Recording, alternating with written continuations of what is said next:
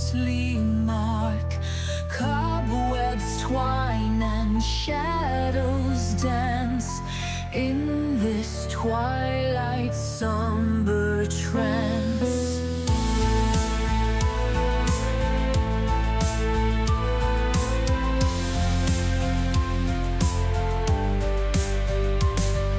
Candles flicker, weary wicks, ancient echoes, time's cruel tricks.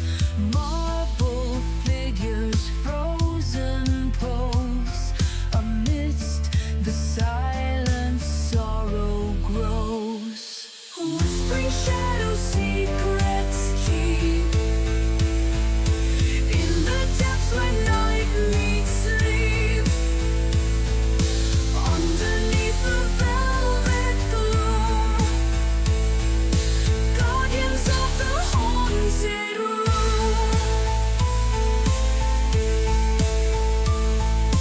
Chandeliers in crystal tears reflect forgotten yesteryears, softly chanting distant cries. Through the arches sorrow sighs. Gargoyles watch with stony gaze, guardians of endless maze. Pipe organ's breath begins to rise, filling air with mournful ties. Whispering shadows, secrets keep in the depths where night meets sleep. Underneath the velvet gloom, guardians of the haunted room.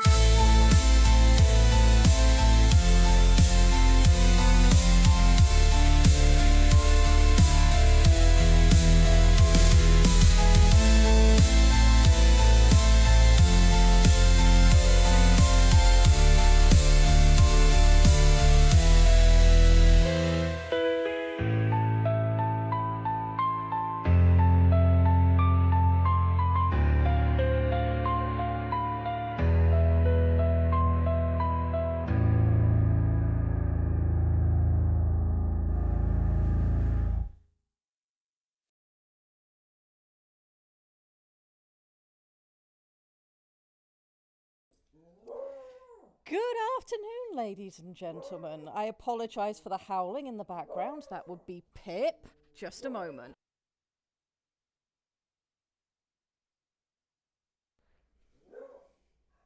We are just going to have to deal with some beagle noise, I'm afraid. Okay, let us start again. This is what you're here for, chat, and I want you to be prepared. Darvendra Elstone clutched the arm of her escort, steadying herself as she hurried up the broad stone steps at the entrance to the conference centre. She had visited the building a handful of times in her years with Crescent and Cross for relief conferences. She preferred to make her contributions working in the field and generally avoided meetings and larger events, especially formal events. The Beagles are not very happy with this state of affairs. I was only going to do the first paragraph, but I'm going to have to shut the Beagles up first because they're having a moment. Let me bring my co-hosts in while I shout at the Beagles. Say hi, guys. Hi, guys. Very good. Good job. We are in a line. The stars are aligned. Job. I'm proud of you. I'm proud of you. Very good. Quiet, sweaty Beagles, but less red. Let me tinker with some things. I can do stuff with that. Doctor Who here as the patron of Lady Red's psychic damage of the last week. I am very surprised at how angry she got at what is about to unfold. Yes. We had some time. Right, give me my advanced sound options. What is going on? Why am I so quiet? That's what I want to know. Why are we quiet? And where can I adjust things so I am not so quiet? Chat? Probably adjust things there. How's that, chat? Am I any better? What? I don't know. I'm here with you in the studio. Yes. Well, I can hear you just fine. Not really? Okay, well, we will continue tinkering. You know what? I'm going to open a thing and see if that fixes it, and we'll just hope OBS doesn't break. We'll give this just Yes, a moment. it will break, but we'll be fine with it because breaking It- OBS is par for the course. It is. I mean, you guys came here for highly produced professional content, right? Right? We came here to shitpost professionally. Indeed. Okay, I'm in the wrong room then. You can stay. We like you. But chat, what Lady Red just read for you is probably the tamest and best written part of this book so far. Which is, of course, part of the problem, is that's the opening hook. It shouldn't be boring. There are so many ways that you could make a Battletech romance novel good. There are so many different settings, so many different places, so many different themes. Instead, oh, I don't want to go to a formal conference event. Right, has there been any improvement in my audio? Because if not, what I'm going to do is I'm going to go and steal Aiden's headset and assume that the dogs have chewed on my cable. Very much? Okay, good. I barely touched anything. God damn it, OBS. Hello, Ramshackle. Welcome in. The gods turn here. Lictor and Doc down, yes. The gods merely wanted you to stop reading that book. That was all. Wilf. I understand that good was not what she was going for. So let's talk about this book. Well written, however. Yeah. So I would have liked well written. I'm going to pull up some of my notes to talk about this because, for anybody who doesn't know, the book that I've been reading is Hungry Like the Wolf, which is a Battletech romance book that Big Red 40 is responsible for with his community, and it's kind of a shitpost. And I say kind of because there's some problems, and we're going to get into that. But the reason the book exists is for a joke. Non-canonical. Yeah, because there's no way it can be canonical. It just, once you start reading it, it can't be. And if the entire point was that this book is supposed to be every worst thing from the romance genre, every dry moment, every unlikable character, every bad piece of prose, all shoved in one book, it did that admirably. The problem is, though, that if that's the joke, that is the joke for 161 pages. And you can't stretch one joke out for 161 pages. Now, if you want to make a joke romance that is good for 161 pages and continues to be funny for the entire length, you need to write a Chuck Tingle book where it's kind of tongue-in-cheek and you're building on the joke as you go. I've read 5 chapters of this book so far, and it's made for me the mistake that a lot of shitposts make, which is it's one joke stretched out over the length of an entire piece of media and doesn't build on itself. So you either have... Yeah, go on. German, it's 161 pages at size 24 font. So, at a standard font size, this would probably be 80 pages, 90 not even. Yeah, and that's pushing. I mean, nothing happens for 4 chapters. Which, again, if the joke is lol bad romance, okay, fine, great, but you can't stretch that. She falls in the first chapter. She does. The basis of their romance is an OSHA violation. That is the basis for this whole book, and it's awful. So, honestly, my biggest issue with this book is you either needed to write a proper romance story that was in the Battletech universe and play it completely straight-laced at which point you'd have to put in the effort to write an actual romance story, which I rewrote the first 4 chapters into just 1 chapter, and it took me 3,000 words, and it really wasn't that difficult and didn't require the leaps of terrible logic to do. Or what you need to do is write it in the style of Chuck Tingle, only, not one of his books that focuses on butts. And I wrote what the opening paragraph of that would sound like as well. So would you like to hear how I would have opened this book instead of our heroine doesn't like convention centers? How many holdout mechs are mentioned in the first paragraph?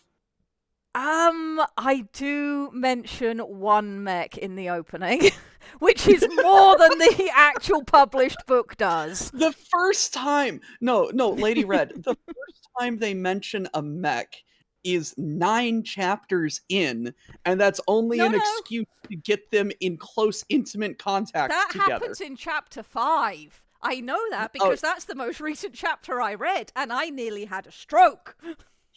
I'm sorry. The book is doing something to me.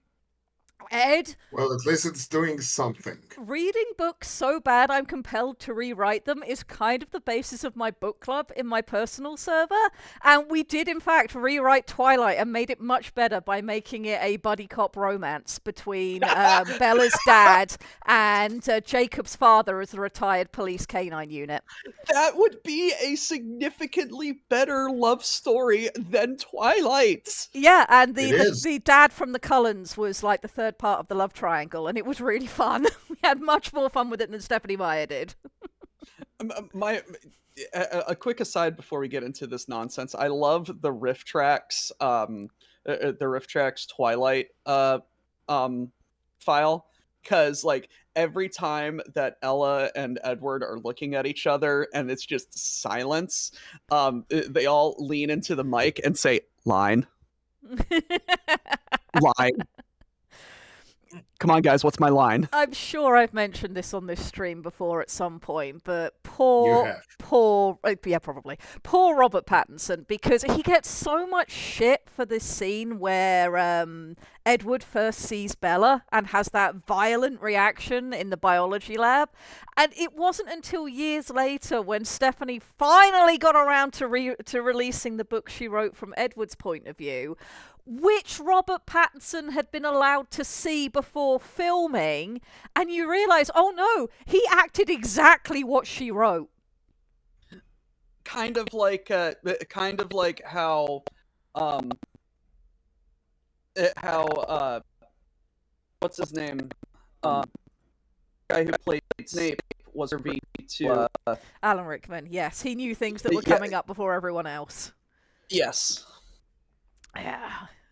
Anyway, back to this steaming pile of shit that someone looks over his shoulder, lit on fire and left on Lady Red's doorstep. I see we are having the robot problem again. I can only hope it will clear up, as Doc is perfectly clear for me, and I do not know why this is happening. Domo arigato, Mr. Roboto.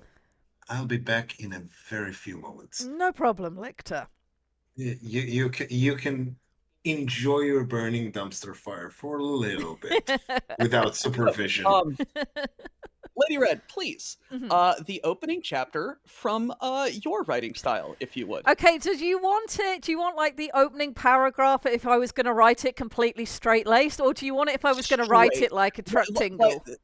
Because I've got both. Let's go straight, because that's how I feel the author meant this book to be taken. Okay, let me open a thing. This might even show up on screen because it's in Scrivener. So let's see. Is it going to switch over so you guys can see it, or am I still safe? I might still be safe. I think I'm safe. Okay. Right. Scroll up. Safe is a relative thing at the moment. Okay, so if I was writing this book and I was going to make it straight-laced, first of all, I would not be starting my chapters off with locations and timestamps, because I'm 5 chapters in, and so far the timestamps do not matter. It is just distraction, and it annoys me. So it does not get better, and I've read 3 chapters in a row whose timestamps are separated by 30 minutes. And I'm just like, why? I'm just going to read to you guys now. If I did this, my opening chapter would start with Chapter 1, The Weight of Marble. They had replaced the flowers with a man. Dorvendra Elstone stood in the central garden with her hands tucked into the sleeves of a borrowed evening coat and counted the seams where new white marble met the old stone. The beds where she used to sneak through at 16, lavender, fennel, a reckless border of scarlet poppies, were gone. In their place rose a statue of Alexander Kerensky, heroic and spotless, forefinger lifted towards a sky that was still scarred with contrails. A bronze nameplate at the base glowed beneath floodlights. Someone had polished it until it mirrored the faces of those craning to read it. She told herself she wasn't angry at the statue. Anger was for living things that could choose differently. Marble couldn't. Marble only remembered the hands that cut it. They interred him here as soon as they took the building, a woman murmured nearby, a Terran minister with a smile fixed into place by too many cameras. His remains, beneath the foundation. I suppose this is the sort of thing a new administration will have to find fitting. Dorvendra made a sound she hoped passed for agreement. Fitting, yes, if the future belonged to grand gestures and graves. That's how I would open it if I was going straight left. God. Lady Red? Yes. Lady Red? You've just summarized 2.5 chapters of telling. Yes. By showing. Yes. I did say I rewrote the full 4 chapters into 1 chapter. No. Chat, one of the biggest criticisms that I have seen in the 20-page rant that Red has written so far and experienced with my own eyeballs is this author has fallen into the 4th grade trap of telling, not showing. Yeah. Which, again, if the joke is, ha, all the bad romance tropes, great. But you want me to read 161 pages of this and you're not building on it in any way whatsoever. It's very annoying because at the end of the day, we're just reading bad literature. That's all it is. If this was well written at a competent reading level and writing level, like, this could have been, like, unironically, like, good. This like, could have been so no, funny. Like, if the better written this could have been written, the funnier it would be. I right entirely now, agree. It's just bad. It is. It is just a bad book. And lol, it's a bad book is funny for, 2 minutes. And that's it. Baron of Derpshire says, with a good editor, all things are good. Let's talk about the editor for a minute. Let's talk about the editor. Hey, Lady Red, could you please, and thank you, I know you haven't been this far, could you please open up the book to page 78? Yeah, give me a moment. And tell me what you see. Not even in the text that's written, just at the top of the page. Oh my god. Okay, I opened to page 78. I'm currently looking at the title graphic for chapter 11. So, you get your nice little graphic at the top and then chapter 11 in bold underneath. It's the Starly Compstar logo, yes. the editor of the Ilcon. What's directly underneath it? Underneath it are the words chapter 11. However, I will describe what they look like to chat. I have lowercase unbolded C, and then everything else is in capital bolded HAPTER 11. They have managed to mess up chapter 11's formatting. Now let's talk about the rest of this dumpster fire from an editorial standpoint. So initially, I was like, I'm going to give the editor some props. Let me bring up my notes and read to chat where I started, because initially... Good job, editor. You earned your paycheck. Yeah, that went out the window pretty quick. So initially, I had this book. I was going to have a nice bath, have a drink in the bath, chill out, ease my shoulders because I've been, sorting the house out. Now we've finally got all our furniture, and I'm no longer talking to you guys from the floor. And I settled into the bath, and I opened up the book, and I got 2 pages in, and I had to get out of the bath and go back to my PC because I was so annoyed I needed to make notes. What? Hold on. I think I have the exact moment you said this in our chat.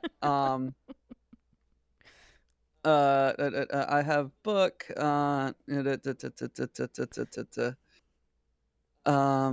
Eat dinner, collapse in bath.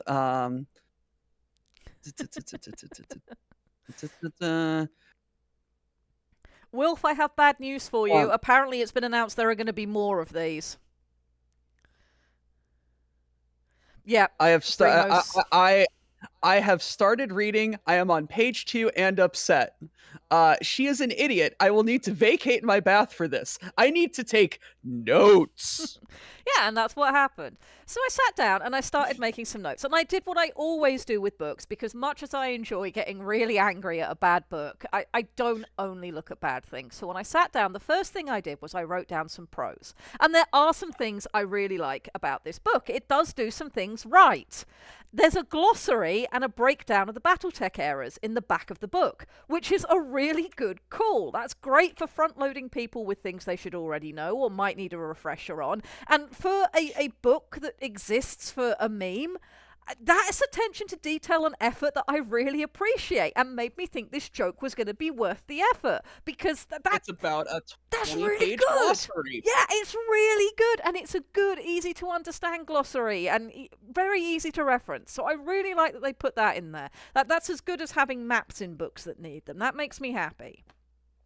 They also did the very sensible thing of putting the list of books that exist in the Battletech setting, all the different novels that exist, they put them at the back of the book, because there's so many of them. Normally you get, other books in this series is at the front. You'd need like 6 pages before you even let your reader start reading the story for Battletech. So they stuck it at the back, and that's a great idea.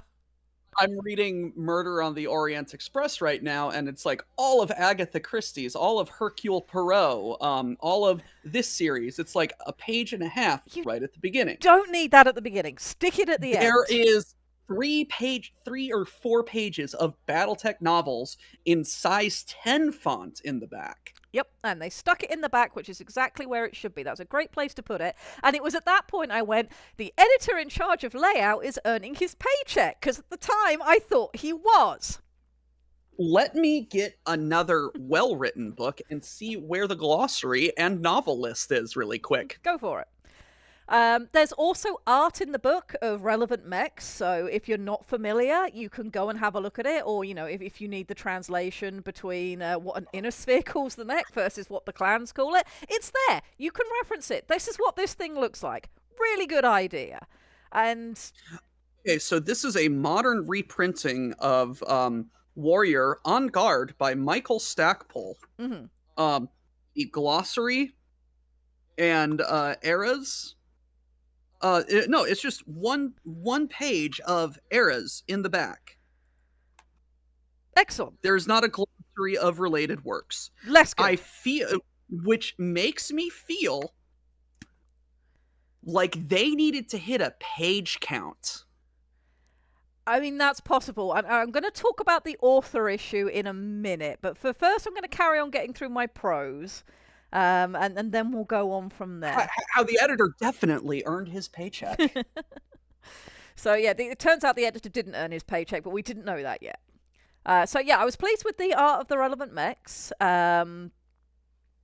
The font is enlarged, which is your first red flag that this is going to be a novella that doesn't necessarily have the word count for a full novella, but they didn't double space it, so that was good. And so I did say good job, editor, there.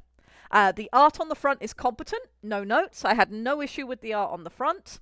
And how is it related to other romance novels? It's completely in keeping, and as part of the joke, it makes complete sense. It is a dude naked from the waist up. It is not just that's any just standard. Dude. It is a shirtless Alaric Ward. Yes, it looking is. at you with smoldering look, Which like is he is hungry for something. very, very in keeping with the romance genre. So no notes, exactly what it should be. As I started art reading, is what spawned this book, yes, by the way. and I feel like the book has not done it justice, which is saying something.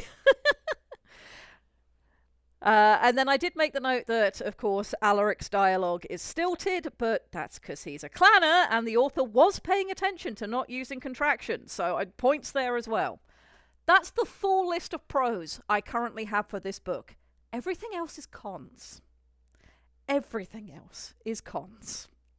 And it's that at that point I think I'm going to talk about the author for a bit, because I'm a bit confused, and I'm sure chat can help me to understand, but I have heard that Michael Stackpole is responsible for this.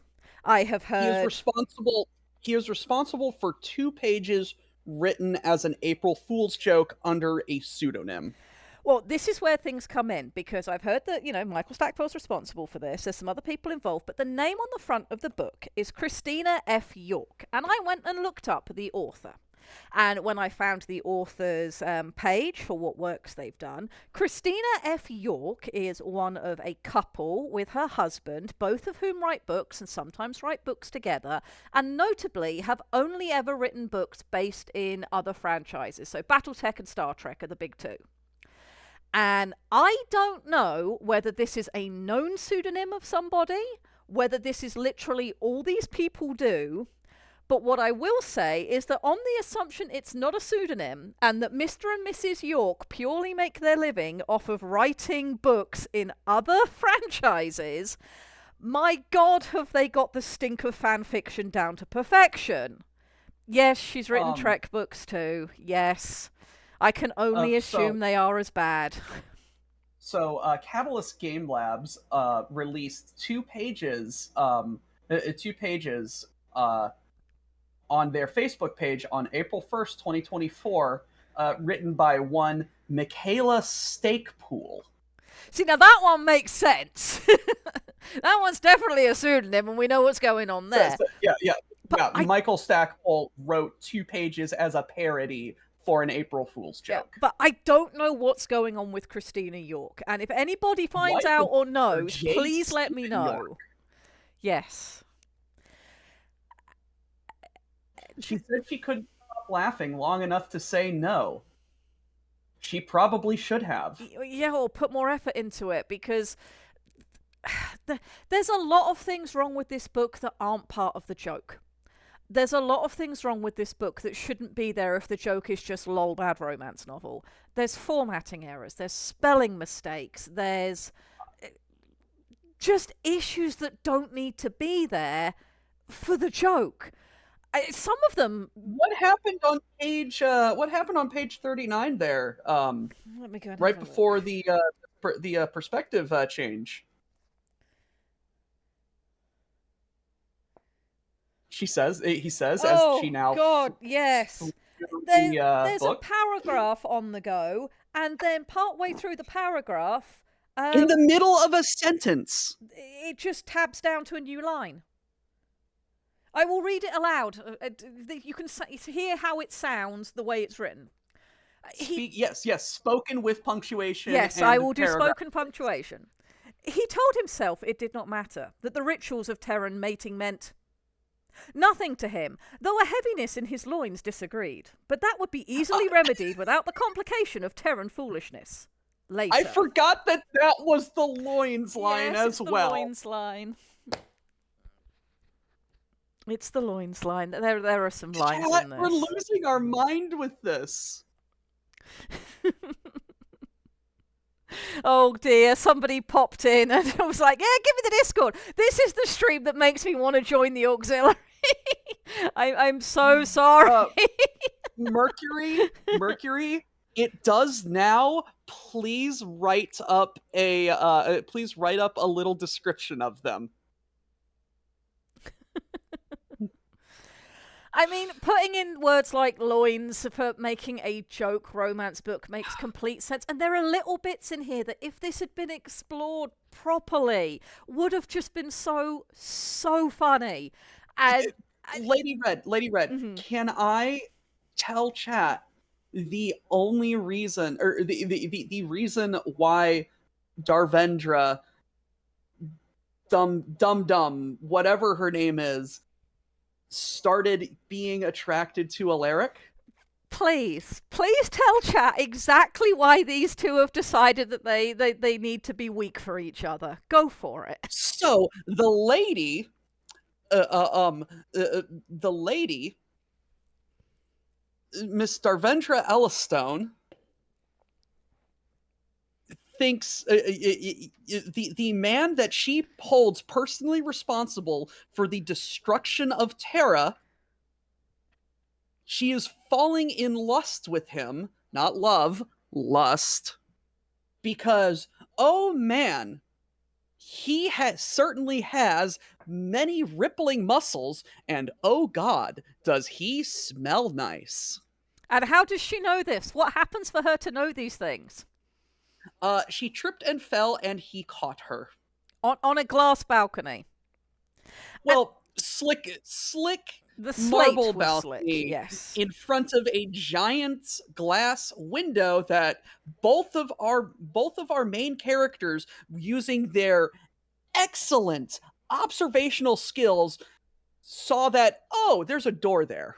Yes, they were both surprised by the fact that the tall glass windows were in fact a tall glass door. Multiple lines from both characters' perspectives about, oh, this giant glass window overlooking this very ornate balcony in this grand in this grand ballroom must have a door. Yes, because people have to go from the inside to the outside. I have a lot of very good observational skills. Oh, also Alaric was described as having vision like a proximity scanner. Yes, he was. And these things that we've just described to you guys in chat, talking about it like this, are hilarious. And if that hilarity had carried into the prose, it would have been so good! Oh my god. If this was described the way that we're having the discussion now, this would have been so funny. But it's not. It's just written in really boring, dry, bad romance prose. You're not building on the joke. It's just, here is a bad romance book. I am not a teacher. My writing skills are probably very shit. But if this was a school project, I would give this a D. Yes. Yeah, I think I'd be in the same boat because they clearly understood the task as requested, but the they haven't followed it through. Shit. Yes. Night Owl, I have those books. I bought them at Gen Con. I have not read them yet. I also have not read them, so I cannot comment. But what I can tell you is that I just wish this book was better written. I wish the effort had gone in to not just write lol, it's a bad romance book, but to write, this is a romance book in Battletech, which is a ridiculous thing, and this book is going to build on that ridiculosity from page 1 to page 161, and you're not going to want to put it down because you're going to be like, what the hell nonsense is going to happen next? Instead, you're sitting there going, oh, for God's sake, what's going to happen next? I wanted this book to take itself seriously, take the premise seriously, because like exploring yes, like all of the Battletech novels that I know of from the cover or from the jacket covers that I've read is like oh, look at how hard it is from this warrior's or this mercenary's perspective. Tackling a romance story in the Battletech setting could have been an amazing opportunity to humanize all of these characters instead of rah rah rah, I'm a muscle fighting man. So there are 3 ways I could have enjoyed this book. The first is if it was a well-written romance book like you're describing, which was actually, played straight with the whole concept of, what if this did happen? It's actually written compellingly. And of course, the joke at the top of that is that, yeah, we've written this romance, but the fact that the romance book exists is the joke. But it's actually worth your time to read, and we've put the effort in, and the spelling and grammar is good. The characterizations are interesting, even if they're not canonical. And we're not just adding to the pile of bad romance that's out there. We actually wrote you a romance book in the Battletech setting, featuring Alaric Ward on the cover, and it's actually a good time. That could have been fun. And then the joke of, yeah, but it's a romance book about Alaric Ward. That would then have been funny. The second way I could have enjoyed it is if it was written knowingly and comedically, and I will write you a snippet of what that would have sounded like. Give me just a second to pull it up. Chuck Tingle. Yeah, I have Chuck heard Tingled of it. Chuck Yeah. Tingle. Chuck Tingle writes some hilarious books. Some of them are absolutely ridiculous, but some of them are good. So if this was a more self-aware and comedic book that was written well, it would read something like this. They should have met beneath the smoking remains of a timber wolf. Her cradling a crying child. Him wielding a sword with blood dripping down his face. There should have been fire and lightning and the sun just setting behind the blasted remains of the final falling city. The crumbling of terror's defiance just as Dr. Elstone's own began. Instead, they met on a balcony on a dull concrete convention centre in the middle of Union City because someone liked the architecture and they both needed things to be upset about other than each other. That's the tone I would have written a joke in. She just paraphrased the entirety of 6 pages of poorly written prose in a sentence and a half.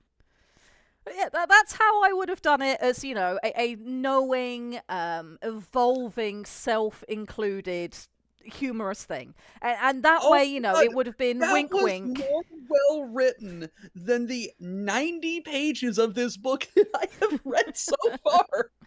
The third way I could have enjoyed this book, if it had been a Battletech romance and the whole point of it was that we had an aspiring Irby with jump jets trying to romance an Atlas. That would have been the third way I would have enjoyed it. I can draw this. I have done such commissions. I have an Irby romancing a Jenner. Can you please do me one romancing an Atlas, and I'll be very happy. No, a savage wolf, because that's Alaric Ward's we could do personal mech. I just find it much funnier sticking an Irby up against an Atlas. I have an Irby used as a peg leg for an Atlas. One moment, I'll send it to you. Somebody wants to see the Irby romance now. So, they can catch me in private. This is not something I'm willing to put in the wild. This is not safe for work. So some things I can offer to you, chat. Go on, Doc. Oh God, no. I'm sorry. No, I was just going to mention, yes, I also want to see an Irby romance now because it's called a trash can, not a trash can. Correct, and that would so be the subtitle.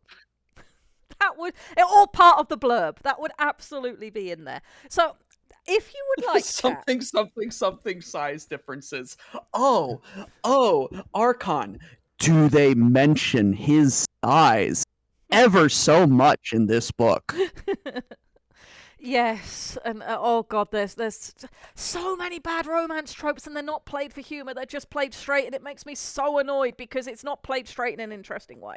There is an entire chapter spent with Alaric and Dr. Elstone. I'm not even saying her first name anymore because I can't pronounce it correctly. In the cockpit of a mech, and half of the chapter is dedicated to how much space he is filling up, how much she is trying to shrink away from him, and how much she just can't resist melting into his muscular arms.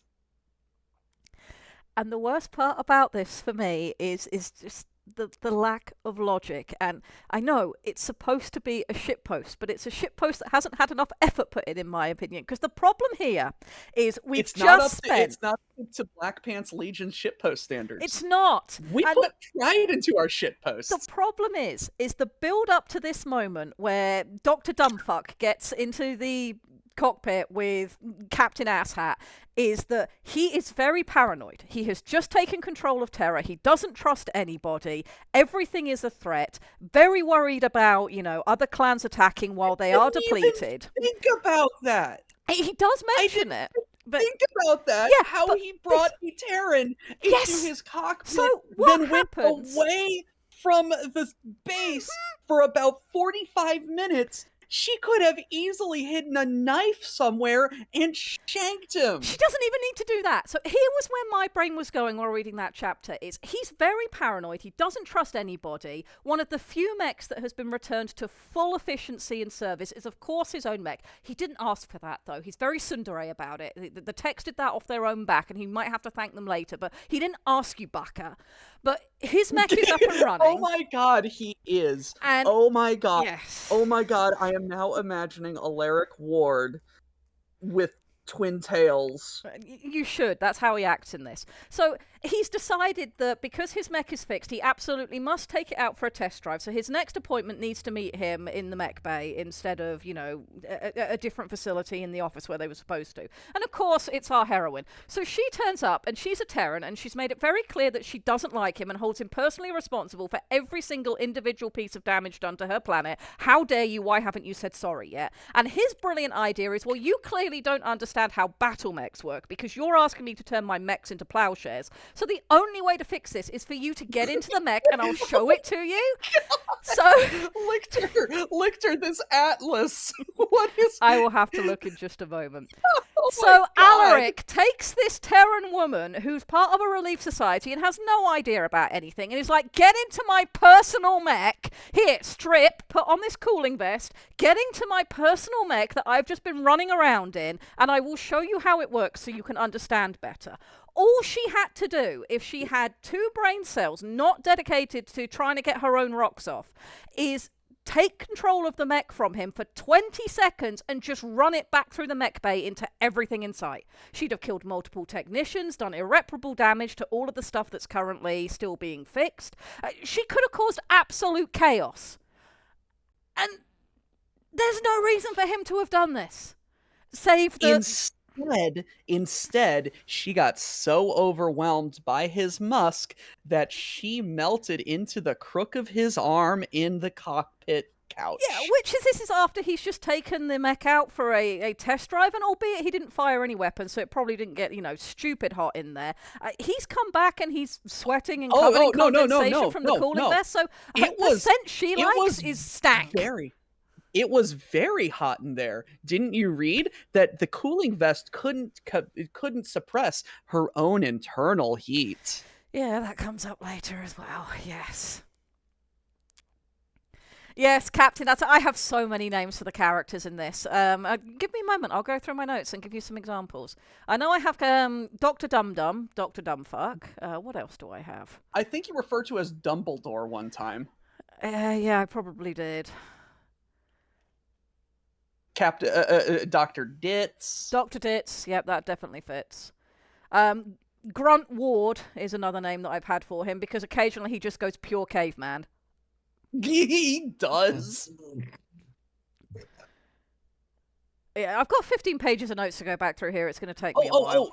Oh! Speaking of the cockpit scene, where is it? What is it? Like literally right before that scene, she from Dr. Ellistone's from Dr. Ellistone's perspective, is the line, she was, for all intents and purposes, a prisoner of Alaric Ward. She comes to this conclusion entirely of her own accord and for no reason. She doesn't even attempt to say, no, I don't think that's appropriate. She just immediately decides, I'm a prisoner, therefore I must. And then the very next line is, I shit you not, this is how it is written on the book. She had far fewer concerns about nudity than many Terrans. Yep. And then the next paragraph strips off her clothes and puts on the cooling vest. Yep. This book also forces you to read the words archaic Terran mating rituals. So, you know, do with that what you will. It doesn't come up just once either. Chat, this book is bad. This book is very bad. I bought 2 copies of this book for $12.95 and then spent about $8 shipping them to myself and to Lady Red. Yes. Lady Red paid no money for this, and she wants her money back. Oh, there we go. I've just found the longest thing that I decided to call Alaric in this so far. What did you call him? I called him Ilkhan Paranoid Ward of Clan We Could Be Attacked at Any Time and I Trust No One. Oh my god. So, Lady Red, on the subject of being paranoid and we could be attacked at any time, and oh god, think of the insurgency. Chapter 1, from Alaric's perspective.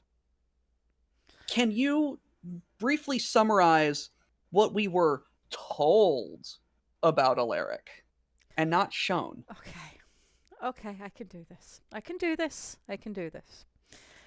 So, Alaric Ward, Ilkhan of Clan Wolf, First Lord of the Inner Sphere, having taken Terra, is currently at a convention centre hosting a party whose purpose we're never told because it's something that just has to be done now that there's going to be a new administration and regime.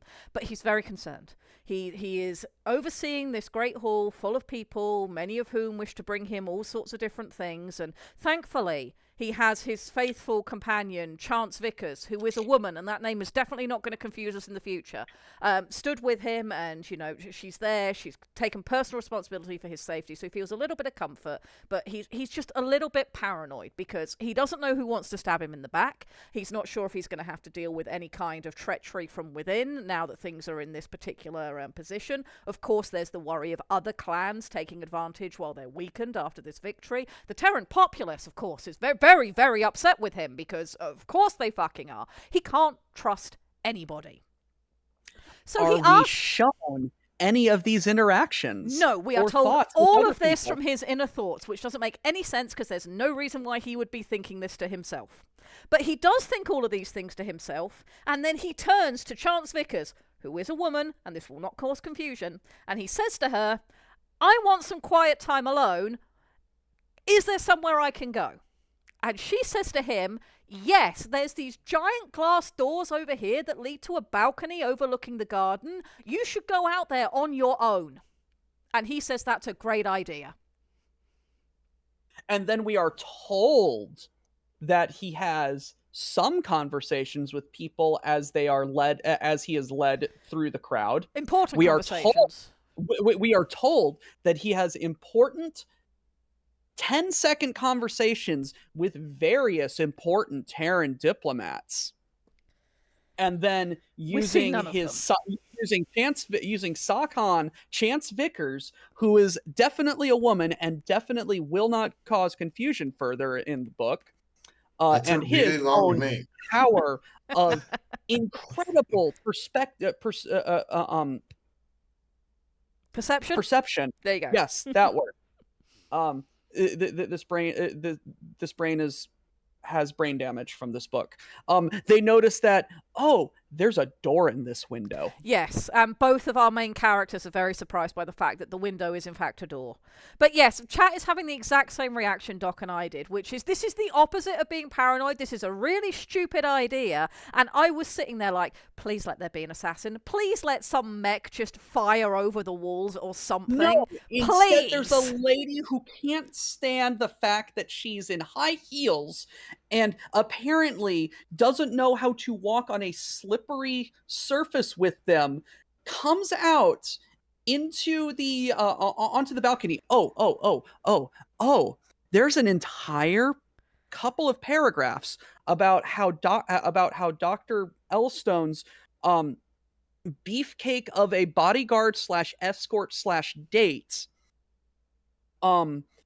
distracts Chance Vickers, who is a woman, and this will not cause confusion later in the book. Sakhan of Alaric Ward, First Lord of the new Star League, distracts the Sakhan with polite conversation. Yes, so that our heroine can slip out onto the balcony where the Ilkhan is, who's very paranoid. And then she has a trip and fall accident. Yes. Into Alaric Ward, tight skin and rippling muscles, and oh god, does he ever smell so good. Which, the way we've described it, is hilarious. The way it's written is just annoying. Can I talk about Devendra's introduction for a moment? Because there's the biggest problem I have with this. Chat, we need to rant because this is causing damage to us. It's just so badly written, and if it had been handled better, this book would have been so funny. So funny, but it's not. You can't make a joke by saying, ha ha, this is exactly like the thing we all take the piss out of. Yeah, congratulations, you've added another piece of shit to the pile. And you have, clearly you could have done better. And the problem with... You need to write it well. Yes. You need to write it well so that people are just like, oh man, this is really well written. Oh wait, there's also a joke in here. Yes. So you end up with the main character is introduced at the beginning with that very boring opening sentence that I read to you, and the whole thing going on with her is that she's not like other girls. She prefers to be on the front lines of the Relief Society, helping people, giving her rations to orphans, and letting mothers with newborns use her bed instead of herself. This is her whole thing, is she prefers to do the physical work. This is brought up so many times, I have a contusion from it. But I think I described them to you before you even picked up the book. My summary of chapter 1 is Dr. Darvendra, I'm not like other girls, Elstone, and Alaric, I don't have time for this, Ward, meet on a balcony in which one trips and falls into the other and thinks, oh god, does he smell good. And that is the entire chapter. But Devendra is introduced as this woman she's a go-getter, she's a physical person, she prefers to be out there doing the thing. She can't manage to walk up a conference centre steps in high heels. Now, I get a lot of people don't wear high heels. I don't. However, most women will have worn them at some point in their life, and you very quickly learn the technique for walking in heels. It's really not that hard, and you can hurry in them. If you couldn't hurry in them, they'd never have been approved for office wear for the amount of years that they were. It is entirely possible, especially up a set of stairs that are going to have a handrail, to hurry up the stairs in heels without needing a beefcake to lean on. And you certainly don't need, once you've done this, at the top of the stairs, to look at that beefcake as a strong, independent woman who don't need no Khan and say, am I all right? And that's exactly what she does.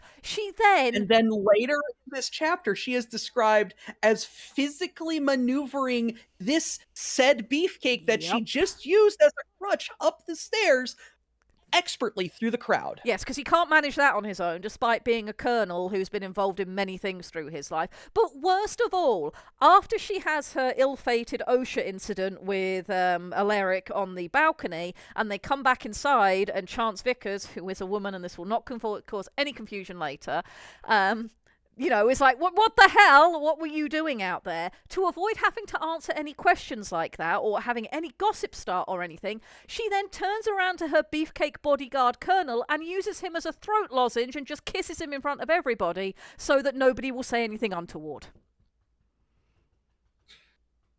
This is our main character. What? Out of nowhere, just kisses Colonel Beefcake McGee. So... I don't know, to make Alaric jealous or something?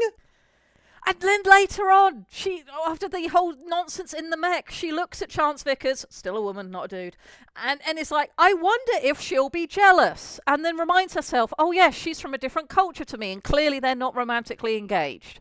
And I really wanted somebody to murder me at that moment. It would have been the greatest kindness, and nobody did, and I'm very upset. Here come the puppies. Lady Red, you're Yes. 5 chapters in. Yes. I'm 12 chapters in. I'm sorry. Has Colonel Beefcake McGee been mentioned again? No, he was only mentioned in chapter 1. As someone who is 12 chapters in, no, he has not been mentioned again. He does not exist. I will pet Anka. It will make me feel better. Thank you, Tired German. So, chat, we're almost an hour into this nonsense of a stream, and I would like to make you some offers. There are several things that I can offer you guys. The first is for anybody who would like to see my notes as I read through this book, please DM me and I will give you the link to the Google Doc where I'm typing up my thoughts as I go. And you can see all of this sort of nonsense in, as it happens. If you would like that, please DM me.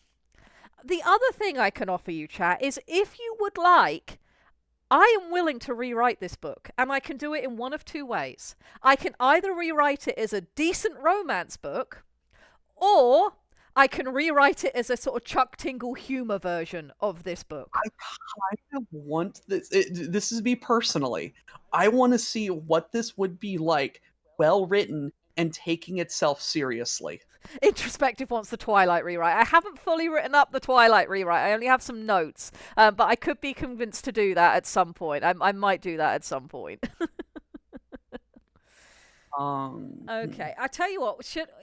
Are you guys interested in me doing a rewrite of this book at all? If there is interest, then I will put up a poll to let you guys choose which way I do it. I mean, if it's Chuck Tingle, it's going to be rewritten, but it's just the difference between do we want it straight-laced or do we want it comedic?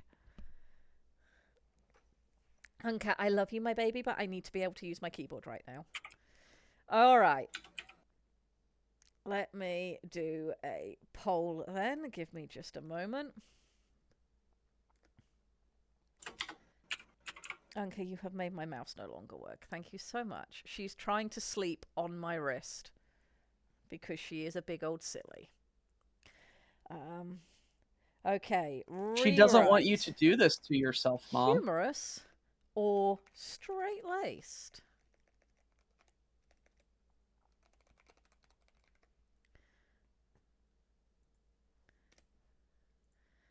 Okay, so we can either have Chuck Tingle this, or we can have make it good. Can I weigh in on this? Of course you can weigh in on this. We did start out with one thing. What's We're the PPL. We take our shit posts seriously. Yes. No, if there's anything we do, it's take our shit posts seriously. We put effort into this. Exactly. I could pork chops in a toaster. If you're going to write it, I'm going to put a picture on the front of it, but you're going to have to make it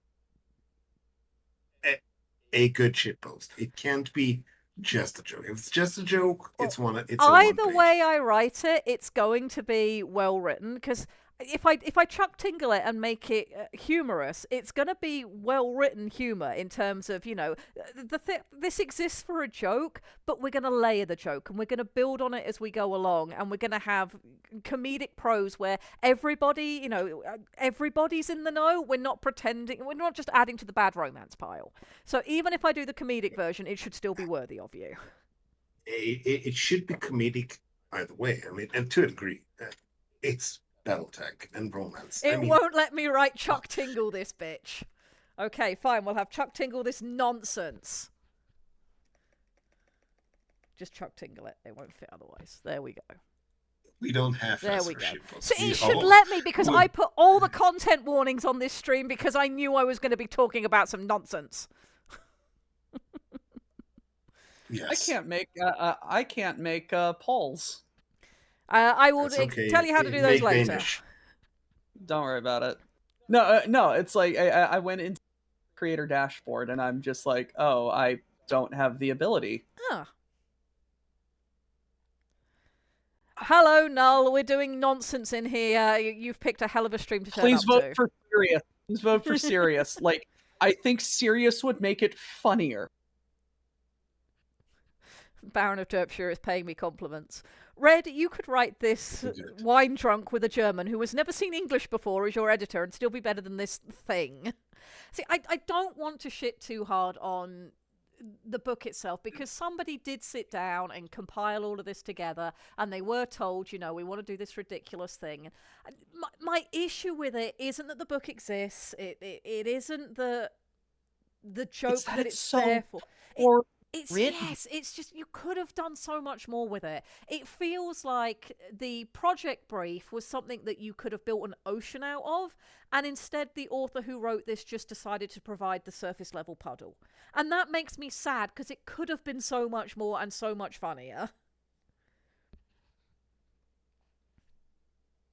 Not typical day because we're talking about Battletech Romance, and I'm being probably unreasonably cruel to somebody who probably wasn't paid the world's hugest amount to do a very simple thing, and I'm being needlessly cruel, but this book has hurt me, and now I must hurt the world in exchange. Okay, that crown apple and ginger ale is starting to affect me.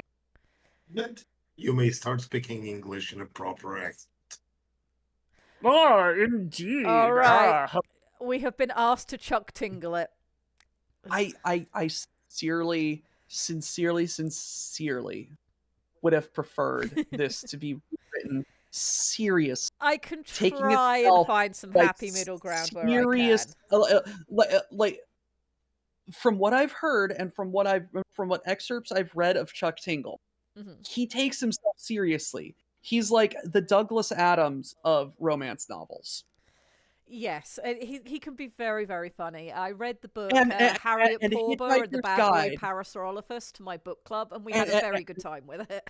And it's like, Hitchhiker's Guide is one of my most favorite medias of all time, and you get me like drunk or going on reference tirades, I will start quoting episodes of the BBC radio broadcasts to you. I have that on CD in the cupboard behind me. My father has it on cassette tape, and we used to listen to it when he drove me to Boy Scouts, and that's some of my most favorite memories from childhood. So I have similar memories, but in a very different genre. My darling mother, on the way back from school when I was in the last year of primary school, she would play The War of the Worlds to me. Oh wow. I was definitely too young, and as a result, I absolutely love it because it was one of the few things in my life that actually scared me. No, it's at the end of the day, Lady Red, I feel like I'm a dad when I read this book. I'm not mad at it. I'm not upset with it. Just very disappointed. I'm disappointed. Yep. That is the best way of putting it. I'm disappointed because the joke of Alaric Ward, Ilkhan of the New Star League, falling in love with a relief worker, trying to rebuild Terra and be a shining beacon to the rest of the inner sphere, what the New Star League can bring to the rest of them, could have been an amazing angle to explore. And again, like I mentioned at the beginning of this rant, like a perspective in universe from not I'm a big muscle military man doing big muscle military things, watch me fire my tank, rah rah rah explosions. Having a human perspective set in the Battletech universe could have been amazing. Instead, we get a steamy pile of shit written as a joke, and it is a joke. Yeah, it is. It's sad. It's just kind of sad. If this was a serious book written as a joke instead of being a joke, I think this would be a more enjoyable reading experience. I might try and write the serious version as well if I get time at some point, but that will be some way down the road. Yeah, because it's just like the I just lost my train of thought. I'm sorry. But it's just no, don't. This book does things to me. It does, and there's some like subtle things in here that could be really funny if they were in a better written book. Like, for example, in the first 6 chapters, 5 of those chapters start with the words Darvendra Elstone, which, if that was a subtle joke in a better written book, would be hilarious. But it's 12 just, chapters it's just in, bad 12 written, so it chapters doesn't in, come across as a 10 joke. of them 10 of them start with some variation of Darvendra Elstone. Out of the first 6 chapters, one of the ones that doesn't start with her name is the 6th word in. So oh yeah, it's almost always within the first sentence or two. It's just, it doesn't come across as a joke at that point. It's just bad writing. It's just bad. This book was written as a joke for a joke. And if it was written as a book because of a joke, that would be better. Yes. The words that I just said are essentially the same words, but the meaning and the context and the subtext of subtly changing those couple of words would change how this book happens. Or maybe that's why we can't do that, because as the author told us, Alaric Ward can't understand Terran subtext, so that's why we can't have any. We're not allowed nice things. This book could be twice as thick and better written. Yes, and much funnier as and a result. I would love it. But it's not, and I don't. So what's going on with Shoal this week, Lady Red? I kind of figured that we'd do something a bit different on Shoal this week and make some Leviathans, because I need a break. Because other than this book, I've been having a time chat. I have been having a time, and some of it is funny, and some of it is sad. Yes, the intent is as different as night in an atom bomb, correct. So last week we did not gather because of something that was unfortunately serious and not funny. I did get some bad news for a member of my family, and that's why we weren't here. And we're not going to go over that because it doesn't need to be anybody else's problem. But you know, we'll just deal with things as we do. But the Friday before that, we were here and we finished. And I was like, yeah, we're going to finish right on time because I'm about to go with Mo and Iden, and we're going to get in the Jeep, and we're going to go to a tiki bar, and we're going to have drinks with Squick, and we're going to have a great time. And then on Sunday we've got recording that's going on, and all of our stuff's going to turn up, and I'll no longer be on the floor, and it's going to be a great weekend. And then what's that line about plans and the enemy? We got 20 minutes down the road on the far side of my town, and our Jeep had a stroke. Now, thankfully, at the same time, Squick's truck had a heart attack, so neither of us would have been able to make it to the tiki bar, and nobody felt bad about things going wrong. But the Jeep had a stroke, and it had kind of a literal stroke. Its brain went wrong because we got just on the far side of town, and all of a sudden, the Jeep just decided it was going to engage brakes while we were driving. No plan survives first contact with the Jeep, correct. We managed to limp our way into a parking lot, and, you know, we called for all the things we needed to do, and we came home. And what we did instead was we drank far too much that night and watched wrestling, and it was a great time. We had a very nice time regardless. But the Jeep. So what happened? No. I'm sorry. If you don't have a plan, the enemy can't counter it. Yeah. Then just chaos happens, which would have happened anyway. So the Jeep has sensors by the rear wheels, and these sensors do not have a specific lifetime on them. They just kind of work until they don't, and then you replace them, or until you start having issues with them. And of course, we took the Jeep on a very long drive, all the way from Florida to Washington State. We literally covered the continent, and we saw many people along the way and had a good time. And I saw this Jeep. It Yes, seemed like a beast. It's a great Jeep. The problem was, at some point, these sensors were probably knocked by stones being kicked up off of the road, which, considering the distance that we went, not surprising. So the Jeep decided 2 Fridays ago, when we were supposed to go out and do something, one sensor decided, oh God, I've had an aneurysm. As far as I'm concerned, no matter what you're doing, this tire is not moving. The sensor on the other side was going, I have also been knocked by a rock, and I'm not sure how fast the tire on this side is going, but it's definitely going. So the Jeep's brain is receiving tyre no-go and tyre go, but not sure how fast. So the Jeep had a stroke and went, not sure what happening, brakes. And just would not release the brakes. So we had to have the Jeep picked up, taken to an auto shop. It sat there over the weekend because of course it did. And then on Monday they fixed the sensors and the Jeep now works perfectly fine again. They also changed all the fluids around our rear transmission gear and all of our transmission gear is happy. So we know there's no mechanical issues. The Jeep just had a stroke and decided that we would not go to a tiki bar that Friday. So yeah, just cheap things. So that was 2 Fridays ago. Then on Sunday our stuff turned up, and we had a house in the morning with a very hungover Mo just chilling out, and the dogs went off to daycare, and Iden and I were organising all of our stuff coming in. And then around about 1 o'clock, Squick turned up because we had all of the filming for Secret Project planned for that Sunday. And what should have happened is our stuff should have been here a week before that ever happened. When we made the plans for Secret Project, our stuff was supposed to be here. But it wasn't turning up until that Monday. So we went out of our way to get solutions that would allow us to do filming even without our stuff here. And then they were like, oh yeah, by the way, we're going to bring it a day early on Sunday. And I'm like, great, that's filming day. We'll just fucking cope, I guess.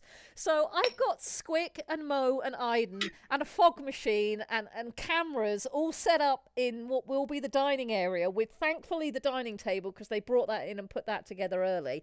I'm trying to unpack the kitchen so I can cook these people dinner for all the effort they're putting in. And it was chaos, but we did get all the filming done for Secret Project and it looks really, really cool. So that's going on. And yeah, it's been a time, chat. I know I say that every week, but my life is chaos, and I don't know which god specifically I've upset, because I've probably upset all of them by this point. But It's yeah. probably one of the muses at this point, you know. Yeah. I've also got a load of artwork to catch up on, but I did get a proper work day in yesterday, and I'm in the middle of a new wrestling poster, which I personally think looks kind of cool. So I thought what we'd do this week is we'd just invent some Leviathans and hammer out some of the details for some of the ones that we've talked about before, because that should be a chill time, and that should let Lictor join in, because he's had to sit here and listen to me just go off for an hour and a quarter. Yes, you have been prattering about how much I have unintentionally caused you intense mental anguish. My brain is for the last soup, and it's your fault. Hey, It is you my have fault. someone to blame. I don't apologize. You're quite right, Lictor. At least I have somebody to blame. It is a lot easier if you have someone to shoot. Yes. No.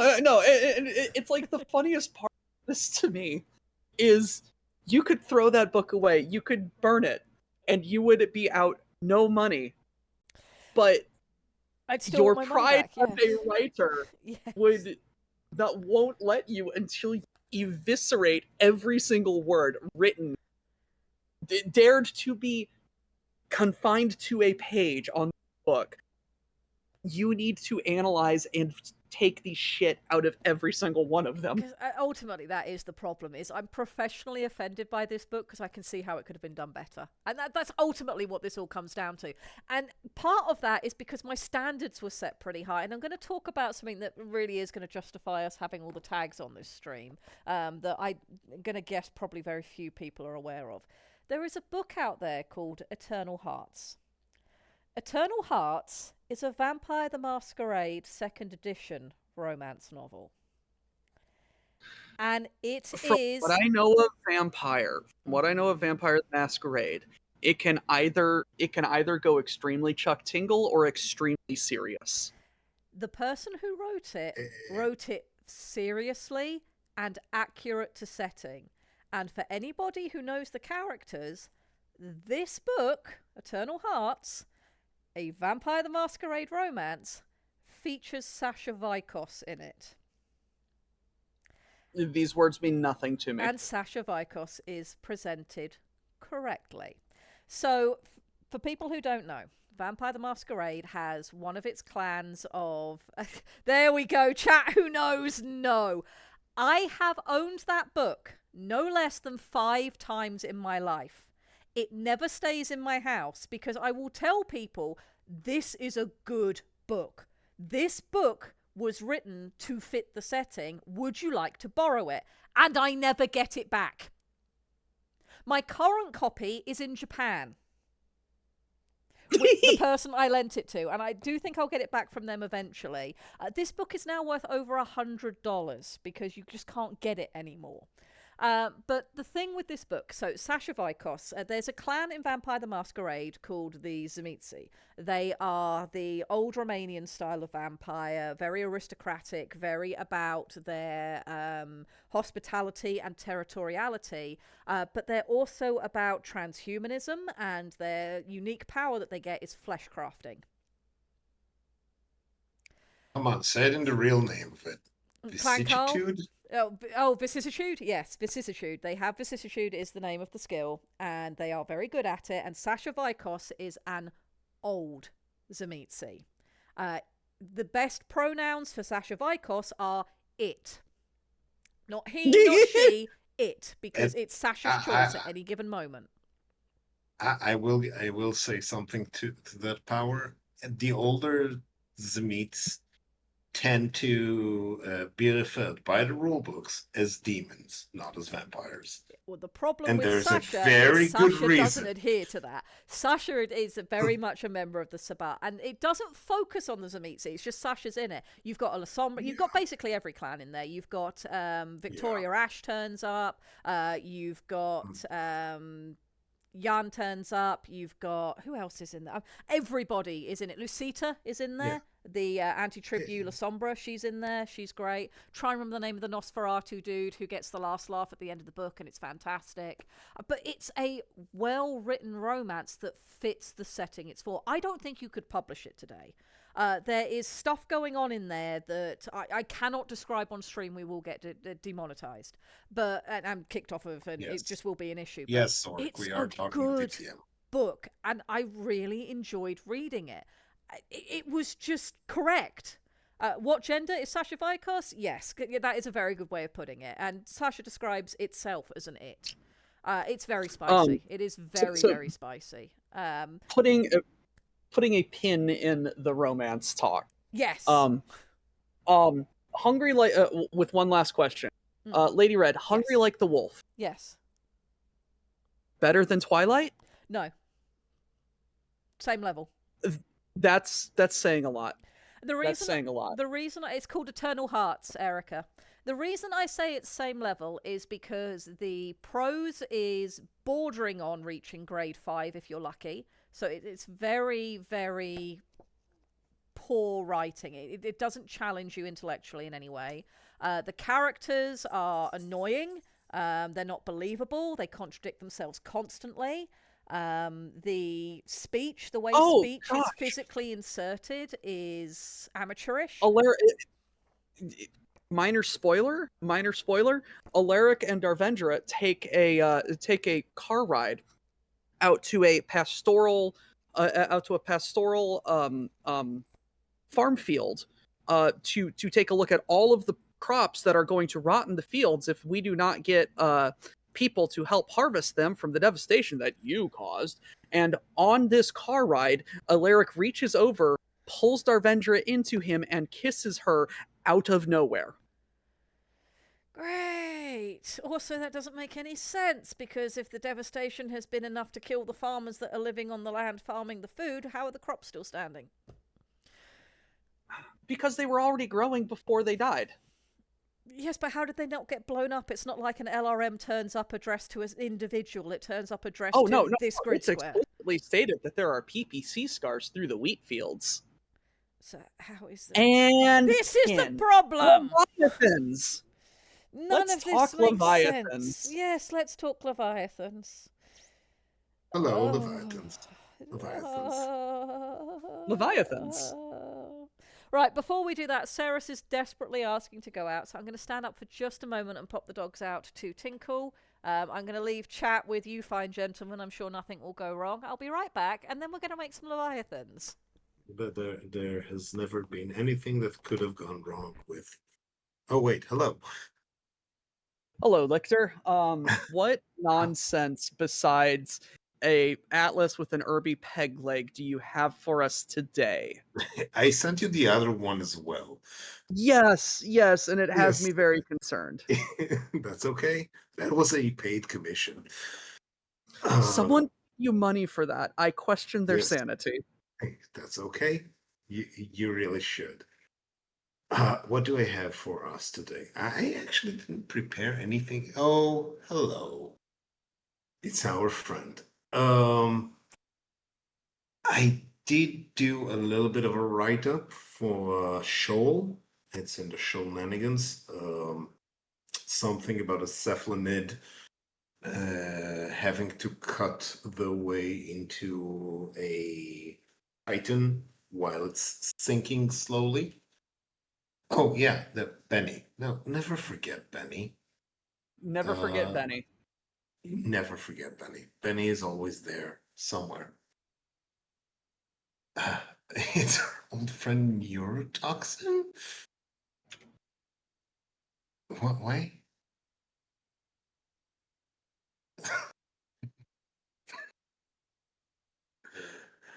I see. Well, I'm chat sorry. is chat is being friendly today. We may or may not have made extreme mistakes with opening with the book that we did.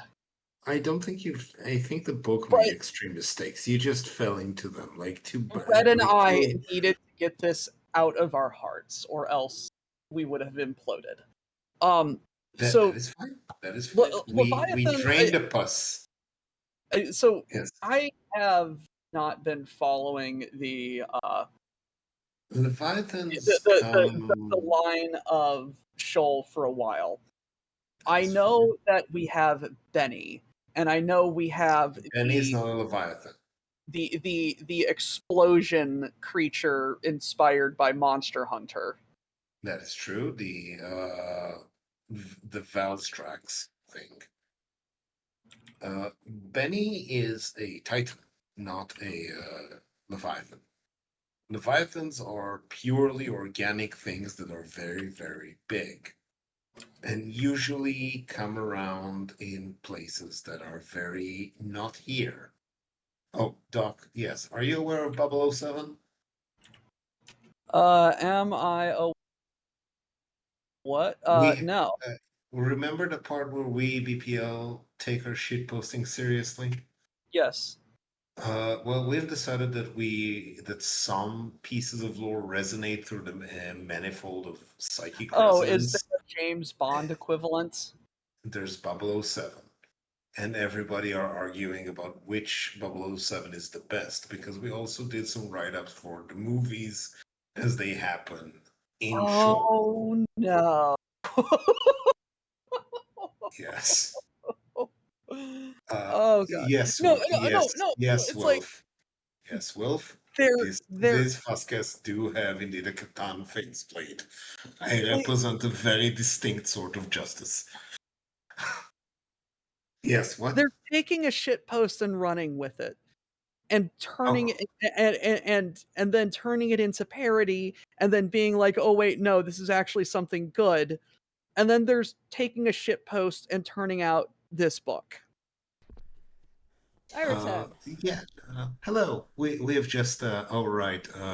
Gallows humor in Shoal is dry humor, named Yes. after the execution method known as the drying rack, where Yes. they put you Not up to. as opposed to dry humor of the British variety. Correct. Correct.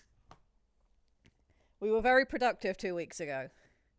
Ours is a shit post that will pierce the heavens. Yes. Yes, indeed. Well, it will leave you out to dry in the heavens. We don't run the shit post. We loaded it into a rocket and sent it. Does Bubble 07 have a license to krill? Yes, that joke has unfortunately been made. I should never have allowed Bubble 07. I'm sorry. You did, and it is. I'm sorry. Do That I was need my to fault. remind you why Bubble 07 shouldn't? Let me find the poster of Mernraker again, so we can all take the Oh, mickey out of AI. yes. You should also read what Merlake the Merlake snippet. I can do Synopsis. that. Give me just a minute. Let me open this so that people can see it. So Lictor asked AI to make a Latical 007, and it attempted to make a sexy Bond girl in the background, and it's just hilarious. That's perfect. Where are my Everything 007 about that notes? is perfect. Okay, where's Mernraker? And I will read it. Here we go. Trench Raker or Mernraker? It has regional naming. No, it's Moonraker. I know I made it. When a top secret coral titan vanishes during a routine spatial translocation drop, AID sends its slickest agent, 007, Latical, Noir, and notoriously non-buoyant, into the deep end. His mission: trail the slippery human arch-billionaire Dr. Lysander Drench, a hydrodynamics tycoon with delusions of godhood and a suspiciously dry laugh.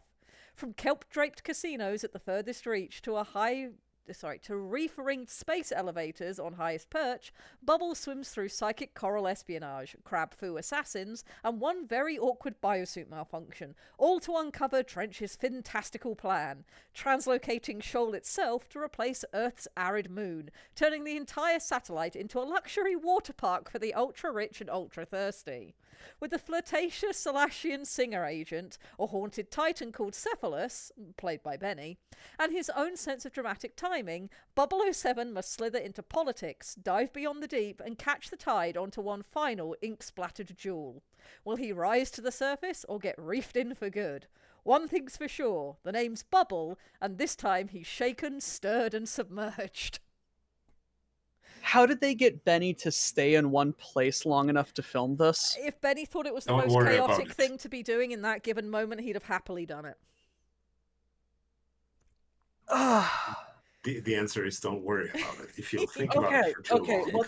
let's talk about Leviathans and let's get Would you some like bad me to take ideas the going. sexy Latical off screen? No, I need it as a palate cleanser. This is your palate cleanser. Benny wrote the script. He could have It been. is canon that Benny is in every single 007 movie in one way or another. So, yeah. Right, Leviathans. They'll be in the bestiary. Right, where am I going? Where's the bestiary? There's the bestiary. Leviathans. Here we go. This is Lady what we've got Red, on notes. Lady Red, you're Yes. going insane. I've been going insane. There's a quote somebody She's grabbed the at mayor some... of Insane City. There's a quote in here somewhere about me going, where did I leave the war crimes? Oh yes, war crimes o'clock. Shoal has driven me nuts, and Hungry Like the Wolf has made it infinitely worse. No, Benny is not the equivalent of Q. Benny is a cryptid that always appears. Yes, Sometimes he it's is in a single cryptid frame. of chaos. I don't know if you've been here for this prior, William, but Benny is based on Benny. William knew the person that we're honouring with Benny existing, and was part of all of the shenanigans that we were talking about. Good. I wasn't aware if you did or not, William, but yeah, it's our Benny. So of course he's just a cryptid of chaos. All right. All right. We All get right. on track for this last 35 minutes of the stream. Well, we're very lucky No. because we can technically go over because Striker's not on until an hour and a half from now. So we can be a bit sneaky and take up that extra time so long as nobody else wants it, which, nobody's going to feel like... Like I accidentally did with going 6 hours over with reading end cards. Oh, Oops. so many end cards. So many end cards. All right, so you have your cursor on a catfish Leviathan? Yes, that was something could. that Parallax thought we should add, and we were talking about it last night on the numeric workshop. I was having thoughts that we should definitely have a catfish Leviathan, and I think it should live beneath... Oh god, why am I in caps? That's terrible. Live beneath Echo's reach. Because you're in caps lock because you're thinking in caps lock because caps lock is the only way to describe how we feel about Yes, the book. I'm thinking in angry and cruise control for cool. No, we're not honoring it in the speech of death. Thank you. So yeah, I think it should live beneath Echo's reef. It is attached to the wall of the crescent. What's the word? A canyon is the word I'll use for now. Why am I in caps lock chapter 11? Somebody was paying attention to stream. 10 points whoever said that. Verith. Oh, it was Verith Ragnar. Good callback. Now that is somebody who's been subject to my book club in the past. He's familiar with my shenanigans. I'm sorry. I'm sorry. I needed that laugh. Oh, no. That is a good callback. So, the catfish Leviathan. I think it should live beneath Echo's Reach, attached to the wall of the canyon that Echo's Reach sits over, and it's responsible for some of the psychic residue in the town, and probably eats at least 30% of the missing expeditions that head into the trench. And I think we should give it a name. That was what I was thinking last night on Numeric. Oh, Zorka's joined us. Excellent. Name. I also have an idea for Leviathan. Me first. This has been a The wild bottom ride for my first live WBPL stream. I am so sorry. Of all the streams to pick, this is probably one of the strangest ones. If you're not familiar... Yeeter, you got quoted in your first stream. That's You got impressive. quoted. We are Well a done. variety channel. If you've caught any of our VODs, then you know what goes on. But if you haven't, we are a variety channel. We do more things than ranting about literature. We do cooking streams. We do music. We do a lot of gaming. There's all sorts that goes on here. Tournaments happen. And if you haven't joined the Discord, you should. And align Yes, your you should. madness with our own. There is the link to the auxiliary if you are not already a member. I have a boat I need to build out of Lego. Zork has an idea for a Leviathan. Oh dear. So we need to we need to name this thing though. So this Load says is old in- whiskers. I think that if this guy is in the Necro City, the Echoes from Beyond, Echo's Reach should is be- the city that it does have a lot of death there, but it's also very artistic, if that helps. yes. Oh, we're roboting again. I do not know why that happens. I have no idea why that happens. Because they're crystal That's clear for okay. me.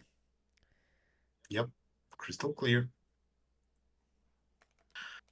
Huh. No, I just don't think I have the permissions to run a poll. What you'll need to do is type /poll, hit enter, and then hit enter again, and it should bring it up. Who Oh, there we go. lives in Echo's Reach? It's a mix. It's a myriad city, I can right? read you a little bit of the description of Echo's Reach if you like. Give me just a moment. It should be in... I'm just trying to wrap my head if I should go for a specific culture or is it a myriad city? It should be, yeah, it's a myriad city. It's not one of the founding cities. It's built into Gotcha. the cleaned and braced skeleton of a Leviathan, and it's the one that has all of the artists, and we decided that it had quite large graveyards, and it's run by because core the echoes guilds and because the spire echoes holders. linger. Yes, it's got all of the Yeah, lingering the- echoes, and people wear psychic dampeners to live there because it's in the Abyssal Crescent, so it's kind of a crazy place. Fun. Okay, so I've got the poll open at the moment. I have Old Whiskers, my own suggestion, the bottom feeder. Okay, any other names for our catfish Leviathan that we want to add onto the poll? Somebody said Irreverence. more. Oh, Irreverence. Irreverence is a good name. Irreverence. And And I have one more space. More. Hungry Mouth? Did more make it on? And if not, Yes. I have 4 spaces. any last I have one more. suggestions? If not, we'll go with Hungry Mouth. What does it do? It eats explorers. Eats explorers and just feeds on stuff passing by. Thomas O'Malley lurks in depths. Thomas O'Malley. Big gulp. Oh, Is that like deep throat? I will let you pick from which of those you want to make the fourth one. Because we're going to have I- more Leviathans, we can do more names in a I moment. like. I am a sucker for a good hyphen. So, lurks in depth then? Yes. Okay. Everybody, we have 2 minutes. No additional voting. Please vote wisely. No. I don't think we have wisdom in this stream. I think wisdom has fled the country after the first hour. I will be a hypocrite and vote for my own, so you'll know who voted for irreverence.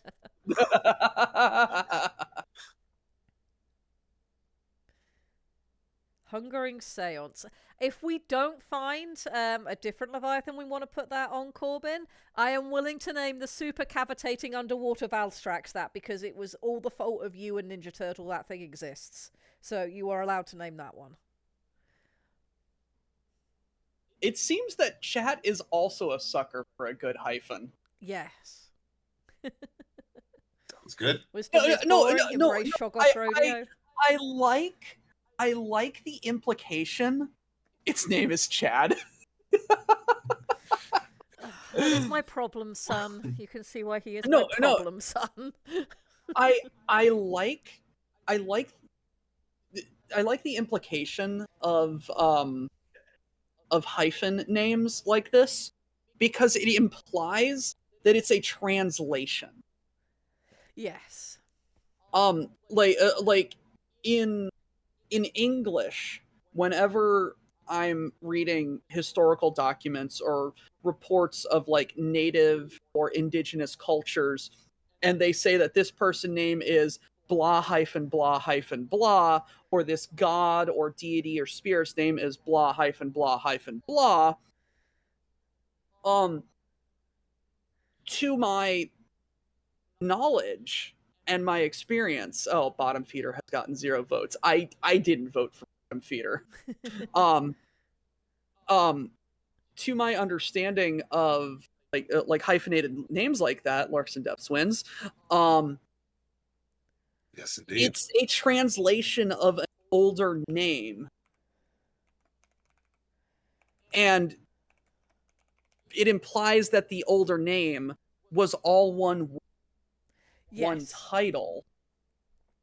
It gives And you so that sense it's like of it's like implied this implies history. that like lurks in depths is either the English translation of the Sholi word for this thing, or it's lurks in depths is the Sholi translation of an ancient dialect of Sholis or something.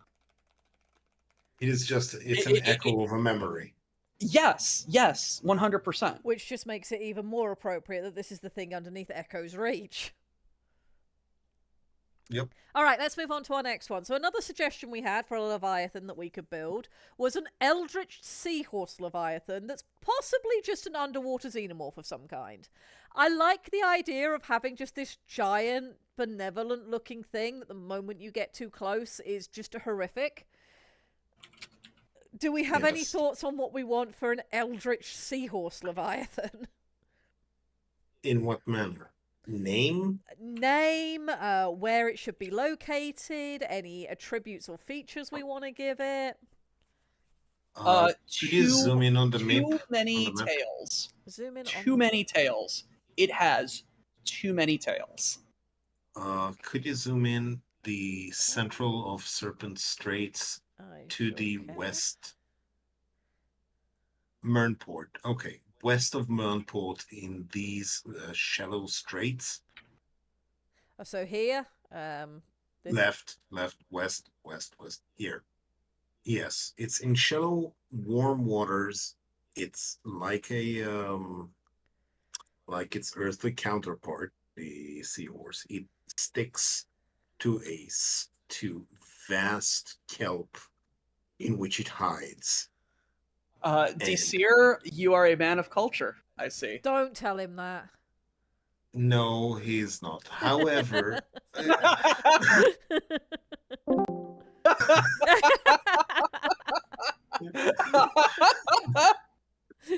Exactly. It is aware of its station. Uh, Cormin has seen culture. He is talked with Iden. He's looked at Um, culture and decided he wanted no part of that. exactly. So the way I see it, the Oh God, please uh, think.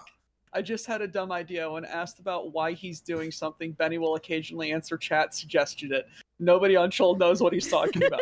They think he might be consuming some unknown god, or communing with some unknown god, or insane, or just messing with them. Hang Humans on. just laugh and refuse to explain. Corbin is Where's nowhere Benny? near advanced to be a slime old culture. Let me put this in. Benny sometimes blames his decisions on chat said to. No one on Shoal knows who chat is, what he is talking about, and suspect it may be some external god or something he is alluding to. Humanity, when they hear of this, laugh, but refuse to explain. So That's far, I have very peaked. Benny. That's what chat voted for. Right, back to our Eldritch Seahorse. So we decided it should be in the why this? No, not this. I need this to be. I did dumb thing. Hang on, maps. There we go. That's what I need this to be. Okay, shallows west of Merrinport. Melbourne. I can Yes. spell. I swear.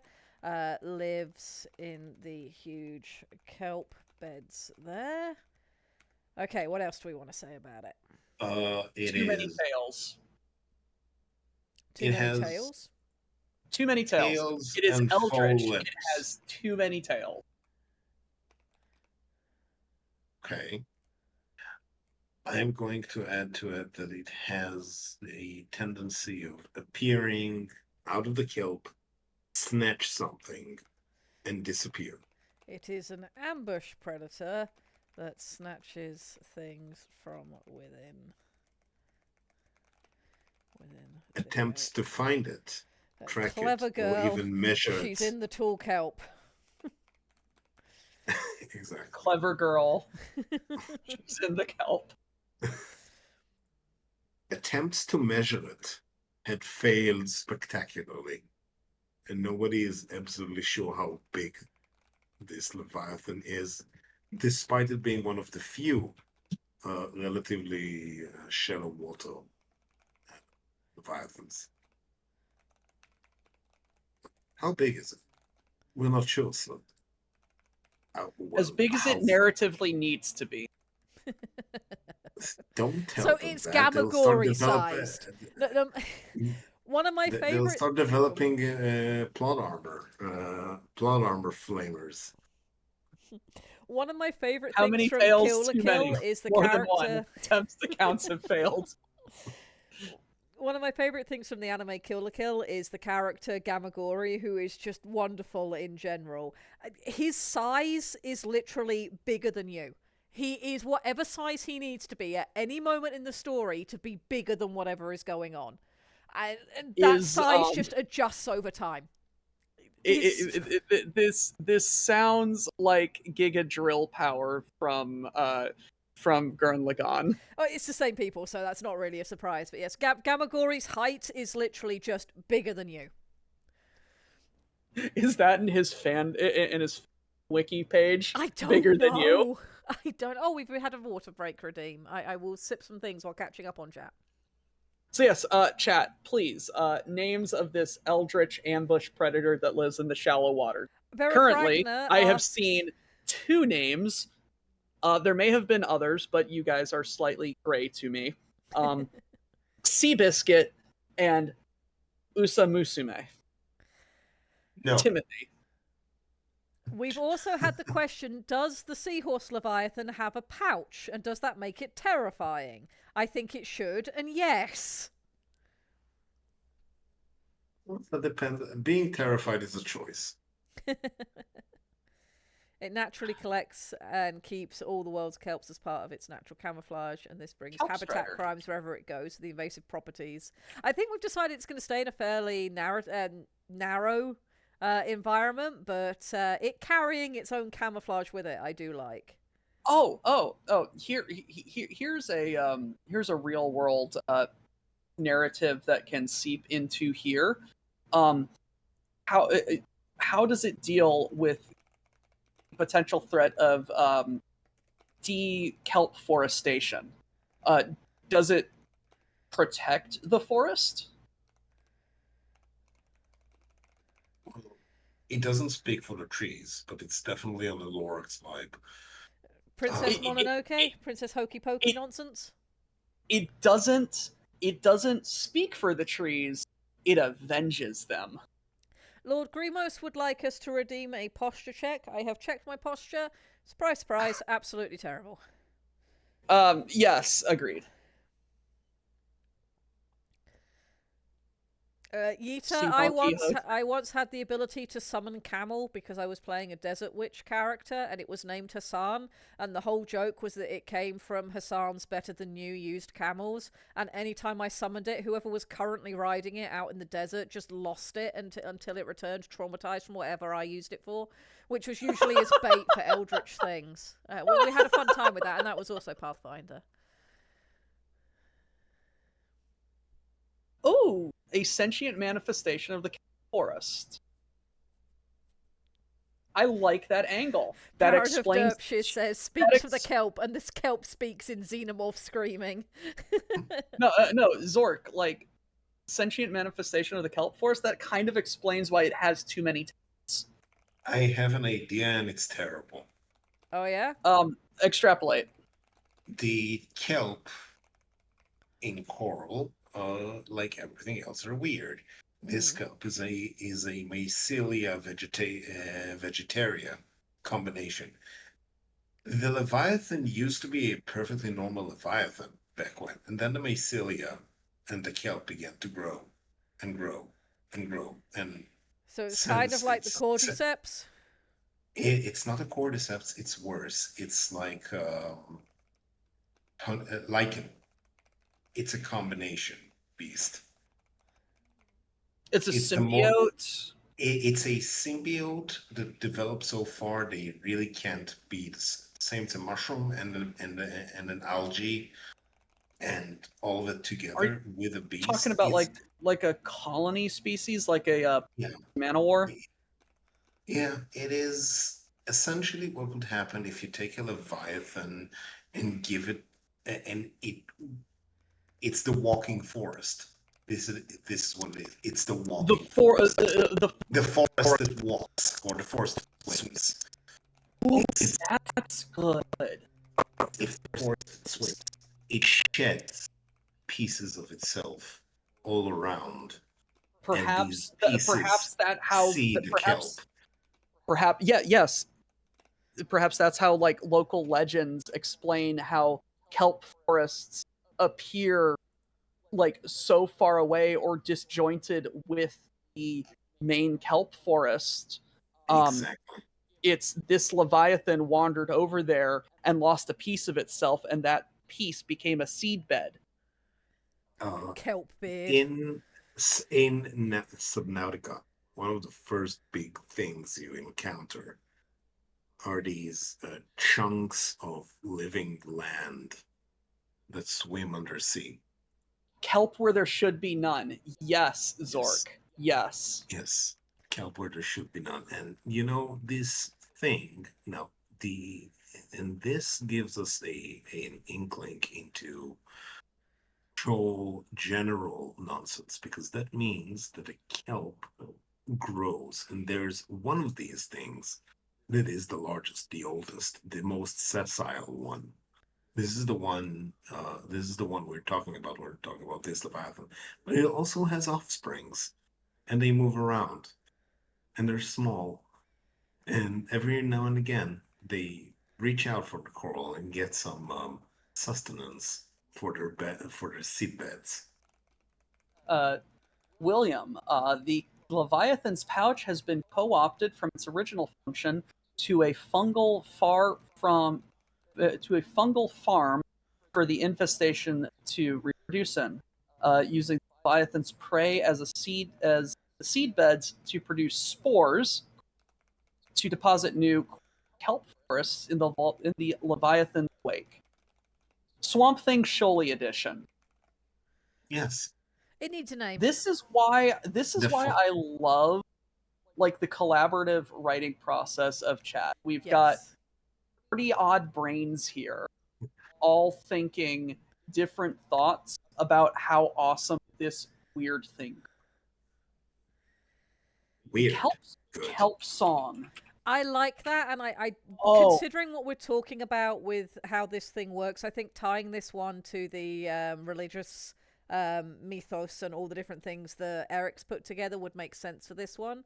Eric said, could also call it Kelp Song. One of the gods I made for this is called the Kelp Tree, which seems to be pretty much what we're talking about. It could be an avatar or song of it. So I think in this case that really does fit. I like Kelp Song.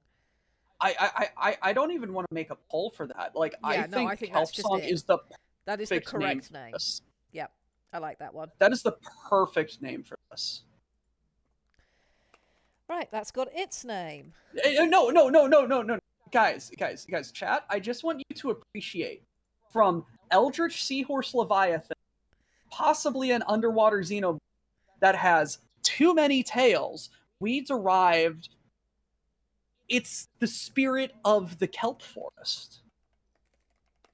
Like, this is what I love about Shoal.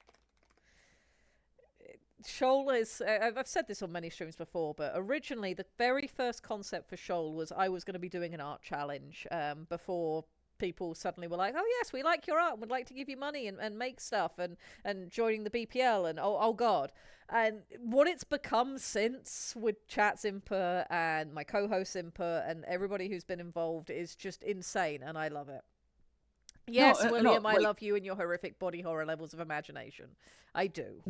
This originally started, yes, Lady Red, as your idea, but and it's like I don't want to take away.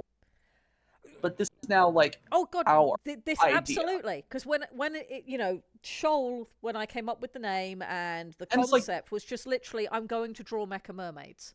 And then that idea got put on the back burner. And then when I got bullied into streaming, I was like, well, what am I going to do that's a little bit unique to everybody else? You know, and that was when I resurrected it and was like, this needs to be a full setting and it needs to be written by people that isn't just me. So what Shoal is now compared to that? I've updated the art description of the kelp forest to include the kelp song. Yes. Good. Blackfire Gaming says giant sea anemone. Right, let's look at what other ones we've got on our list at the minute. Our next one is the hermit crab neck, but we already know about that. We've figured that one out. I love the comparison between the fish and then the eldritch thing. It's just like sometimes we just have more ideas for a thing.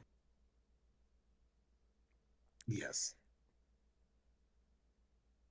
Well, that's okay, so we had a Silt Strider. Yeah, we could do Zork is yelling about that creates. Let's take a look. We'll get to the tectonic later. We'll get to the tectonic. A greater Tuin in the Storm Dance Sea.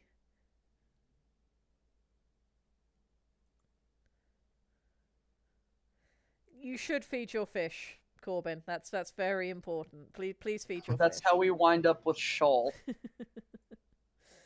Yes, Corbin fed fish. Can we do the jellyfish Leviathan next? I feel like doing the jellyfish Leviathan because I think let's do the jellyfish Leviathan next.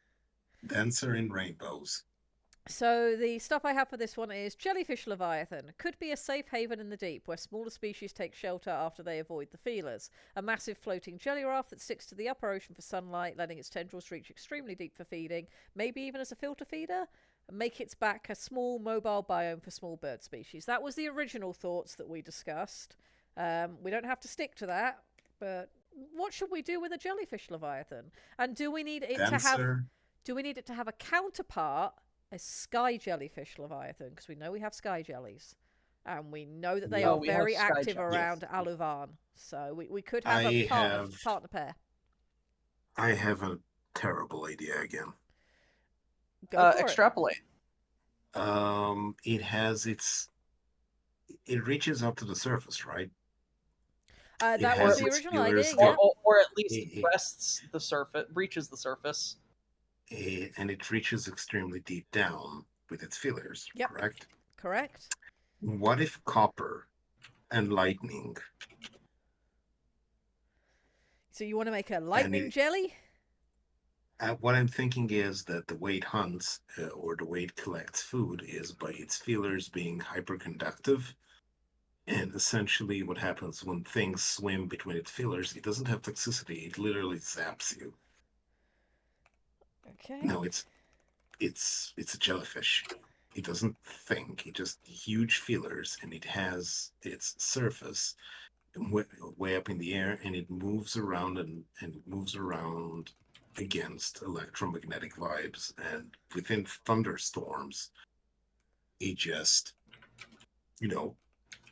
a lightning hits the upper body, transmits through the feelers, and creates tiny thunderstorms in the water underneath it. No, so it's like jellyfish It's a Tesla. traditionally are Yes. like 95%. Yes, and 1% neurotoxin. 1% neurotoxin, percent living being. But these Correct. are alien jellyfish, so we don't have to stick to Um, Earth biology if we don't want to. So it's like instead of deadly neurotoxin, it's using stored electrical storms Correct. as its hunting method. Corbin says, what if it's it did think, if it's actually a huge neural network, brain jelly, what if it hunts thunderstorms? It follows thunderstorms around. Oh God, I like that. Yeah. I like that. I like Yeah. that angle. I like that angle. Like, and it has like trace nanowires of throughout it, and that's how it stores and shocks and this is the electricity. and this is how it thinks. It can only think while in a thunderstorm, being struck by enough electricity. It gets stupid when it's deprived of electricity. Like the trolls, trolls in Discworld, like the trolls in Discworld that needs to be cold to think. This thing needs lightning to think. We have made another very weird There's another thing. hyphenated name. There's another hyphenated name. Yes. No, I like that because with having the nano copper wire all throughout it, that bioorganic kind of gives it like an innate sense of magnetosphere. And if it's so large that it breaches the surface, it could also sense like the magnetic disruptions of the atmosphere and like actively search out the storms, you know? I like the thought that William brought up is that if it can sense that sort of thing and does that sort of thing, that would make some of our mega titans, some of the bigger titans, a potential distracting target for it. Correct. Remember that little piece of literature I posted up? Oh God, yeah, I need to lightning read strikes that. under sea. Yep. Let me go and read that in just a minute to chat. We'll finish on that. Currently, I have 4 names: the Kraken, Tickles o' War, Feast Upon Storms, and Hunter of Storms. Tunnel Drake, a massive reptilian worm that makes its home in the magma tubes and volcanic upsets that dot shoal, legitimately by eating the heat to sustain itself. It often has to be chased off of places heavy industry is vital. That's a cool introspective. Idea. I like that. That is a cool. I idea. like that. That's In good. perspective, you kind of described a large carnivorous pharaoh fuzz. Oh my god, it's a giant pharaoh fuzz. Oh God, that's so good. Pharaoh Fuzz Leviathan. Giant shellless pharaoh fuzz. Yes. Yes, Um, it lost its what is shell. that? Now it's German? sad. German? I'm putting hyphens in that, but I like that. Mouth of the storm. See, we come up with great Oh. things. So I have 3 hyphenated names and 2 jokes. Go for it. We'll let chat decide. All right. Any other suggestion to replace Kraken or Tickles of War? Tickles of Give War was me, give me Corbin, wasn't one it? more. Give me one more second, please. I am going to make the poll like 3 minutes for this. The Give me first one- Pharaoh Fuzz. All Pharaoh Fuzzes are pieces of it. Maw of the Storm. I like Maw better than yes. Dances in Fulbright or Dances in Lightning is a nice has a nice ring to it.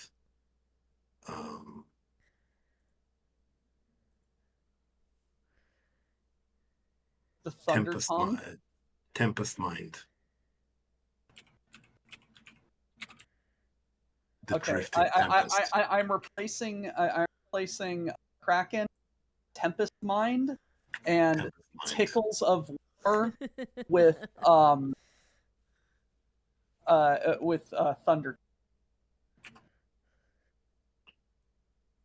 Thunder Soul. Thunder Soul. That's good. Yes. All right, so your options are Tempest Mind, Thunder Soul, Feast Upon Storms, or Feast Upon Storms, Hunter of Storms, Maw of the Storm. You have 3 minutes. Go forth and shitpost. I'm sure you can blame me for it later, Corbin. That can be its colloquial nickname, though.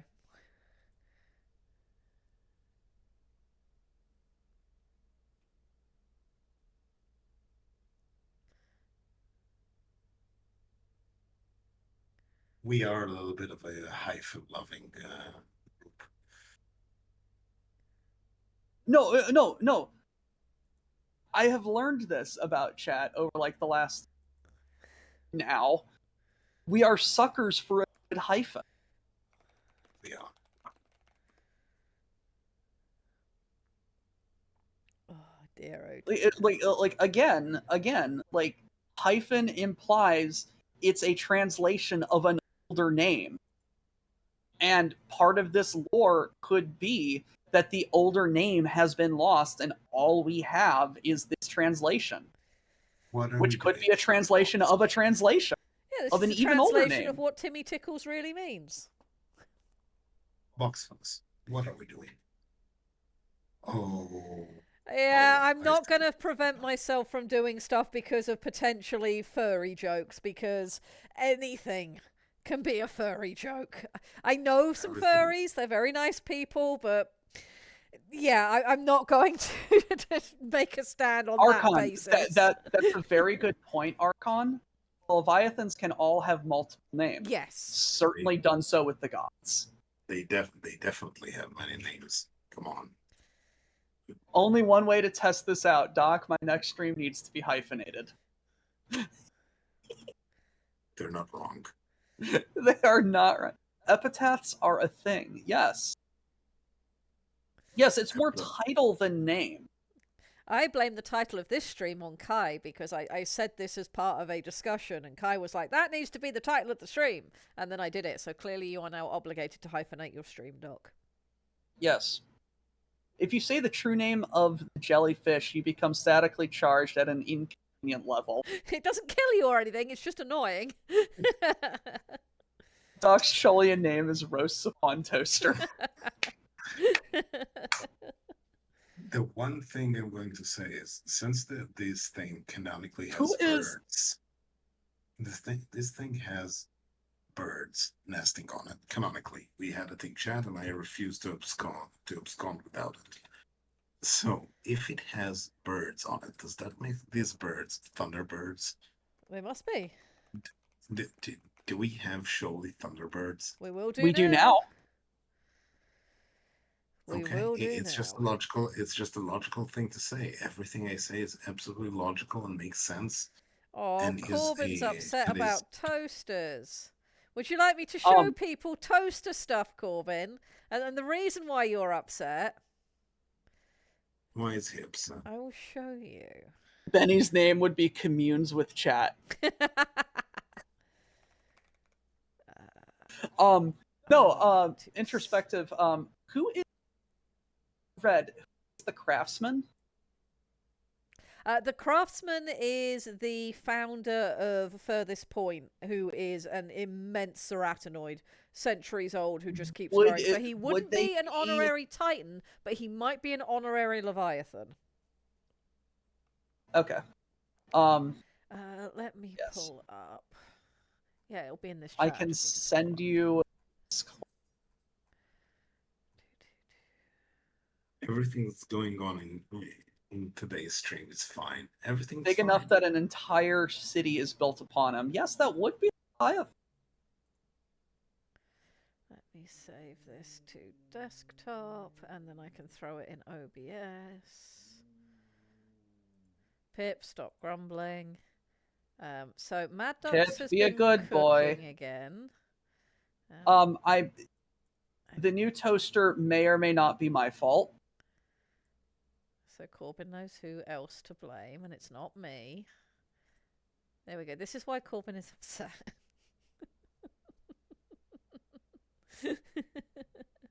He cut this with a clean new sawzall. Yes, he did. He had a power saw for this. But of course, Corbin isn't allowed to be upset because this was donated anonymously, which means that nobody is to blame. Done it anonymously by Corbin. Yes, anonymously. It's an anonymous Corbin. You don't know. Okay. Could be any one of the Corbins in chat. Could be any one of the Corbins outside of chat. You don't know. Yeah, we take our shitposts very seriously in the BPL. I was do going to have say further there's pictures, a but Sholian that is obsessed with cooking things on the back of the lightning jelly during storms. Clearly mad from the constant electric shocks. That's how Could even be anonymity works. Corbin We Blur. name the people. Anomanom. Do do do do do. Anomanom. Anomanom. Lady Red, we've lost our minds. And I wonder why, and whose fault is that? Christina F. Yorks. Yes. I really will want to know if it's a pseudonym for like an actual author or whether it's a pseudonym for this lady who just does fanfic stuff. Let me go to LinkedIn really quick. I'm very curious if it's a pseudonym or not. And I mean, she still counts as an actual author because this book is a published book that she was paid for, and that's all that counts. But you know what I mean. You know what I mean.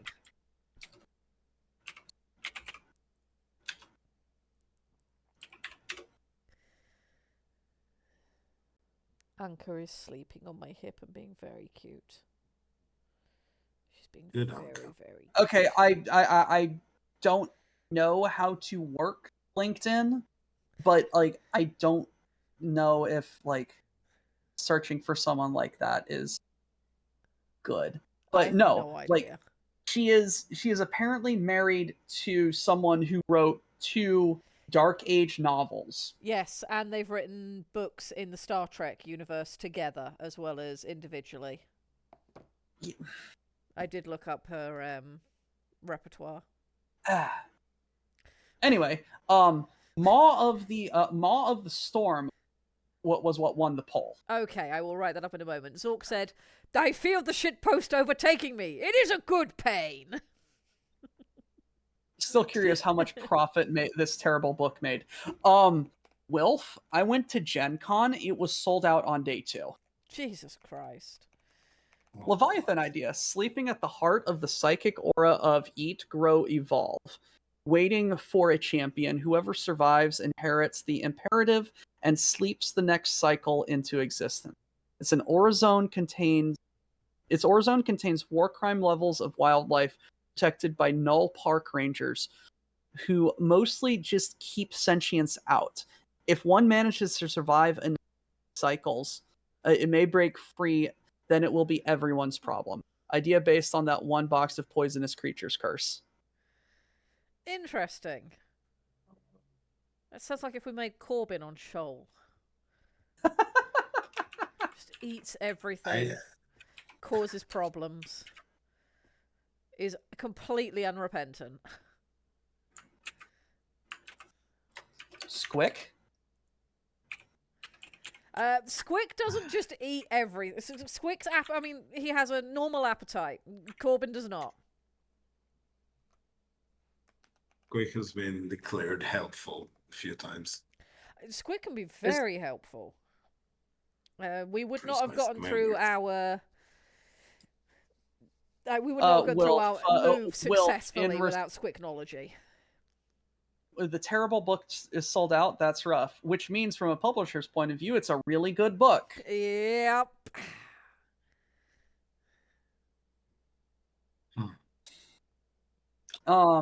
I like the idea. I like the idea of a contained Leviathan who's a sleeping time bomb. I'm just going to say let's tie it up with the Forge Wars.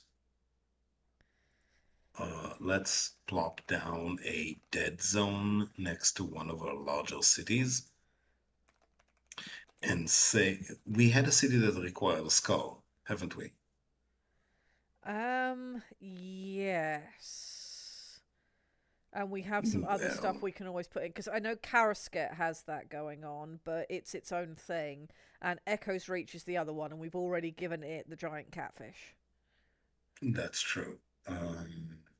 You know what? Let's do something horrible for everyone. Oh my god, introspective. He's got a write-up right here. Yeah, this is stuff that he shared in the Orcs channel that we discussed when I sent him through the approvals for the cities that Introspective specifically helped to come up with. And it's very cool stuff. So for anybody who hasn't been here before and doesn't know, there are shoal channels over in the auxiliary, in the Discord, specifically to do with world crafting. So if you head down to the creative join works us section, into the Discord. Yes. Link in chat. Head down to Creative Works, look for the creative writing. You'll find the shoal channels in there. That's something I want to show you guys today as well. Is I don't think I've ever shown you what it is that I intend to do with all of this when we finish writing. We are now 15 minutes over. Oh, we're fine. We've got until the top of the hour before Striker's on. It won't be an issue. I've technically got until half past the hour, so we're okay. We're not being bad people yet. Just giving you an update. We kind of lost track of time. Oh god, yes. It's almost as if we spent over an hour talking about a really bad book for some reason. I wonder why we did that. We had a really, I wouldn't call it good time, but it was therapeutic. It was. It was definitely therapeutic. You needed it. I can tell. I've been here. You needed it. It was required. It's so bad. That's okay. And it could have been so much better. And it will be, because Lady Red is going to help us with it. See? Yes. Yes, against all better judgment, I am in fact going to do that thing. All right, give me a new window, and then if I go... Do we need to get you in contact with Eldo so that you get in contact with Catalyst and be like, here, look at this. No! I made the shit thing better. No. Let me write a good romance book for you. No. Doc, I have homework for you. I'm not in college anymore. I don't have to. I still have homework for you. Fuck. Okay, what? I want you to find me some visual reference to what do you want to see on the cover of Red's book. You said you wanted good, so we'll make it good. Okay, so the shirtless Alaric on Hungry Like a Wolf is a very good start. Okay. It really is. Okay. I'll have to see it. I think it needs to be a slightly smaller, and standing in the background is his mech. I can do that. Because we need to be reminded, instead of like just the title, oh hey, there are giant stompy robots in here. I can do that. Not Um, as professionally, perhaps, but and but in a good enough manner. like, let me describe to you the cover of this book. Matte black with a shirtless man staring straight at me. Okay. It needs to not be that. I can send you a picture of what it looks like, Lictor. Yes. Visual reference. I Thank will you. send you a visual reference.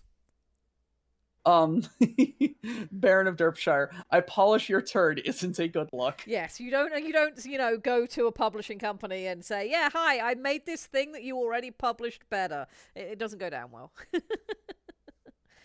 Zork says, "Is our homework to come up with Shoaly romance novels?" Sure, that sounds like great homework for this week.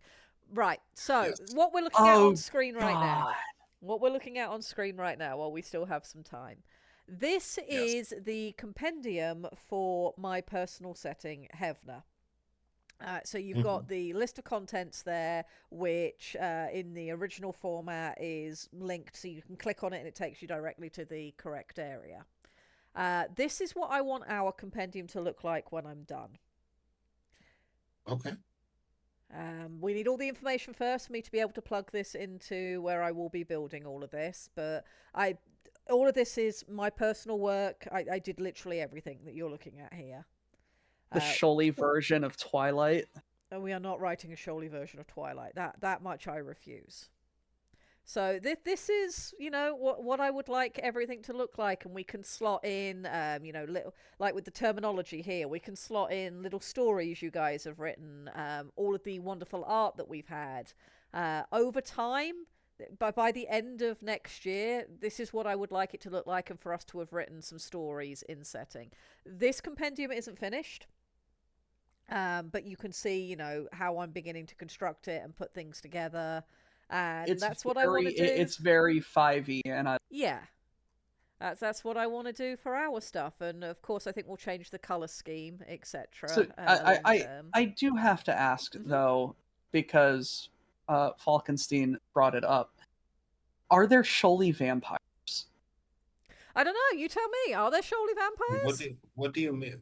That's a very good question, and the answer is kind Do they, of. if they're on Shoal, do they drain blood or do they drain psychic energy? The answer is yes. Have you never played Vampire the Masquerade? Don't you know Kindred the of the East Quajin? exist. Vampire squid, maybe. Okay, we've gotten 2 independent yeses. They're now vampires. They drain song. Okay, so here is your homework We for now this have- week, chat. We now have Shoaly vampires. Trashy romance novels for Shoal.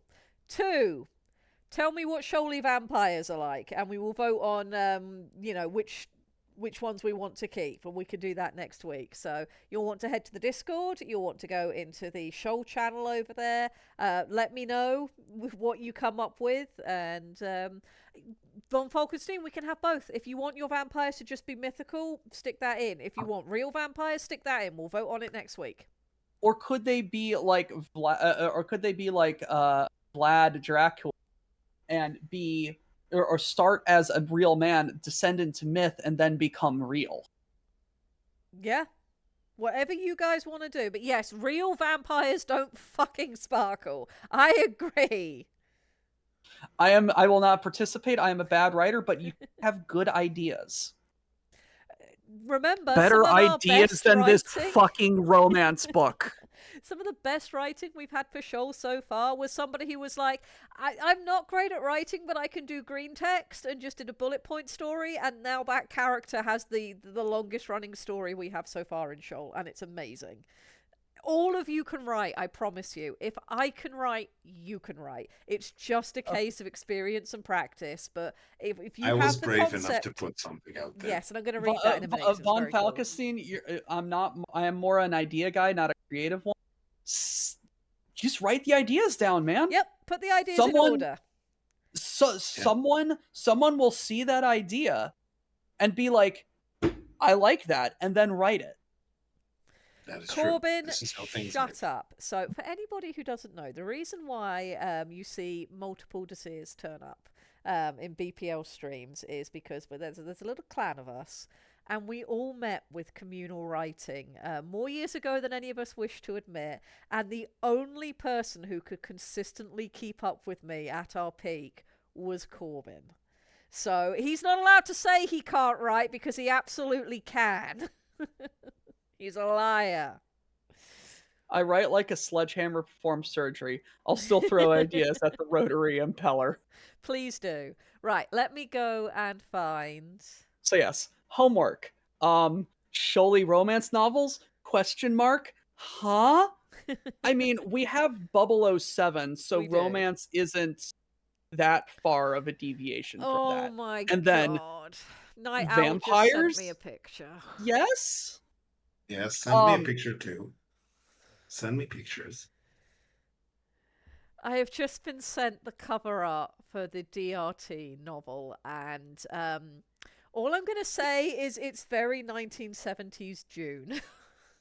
In it is an art of all time. Very homoerotic. Right, I need to go and find a thing. I'm dying.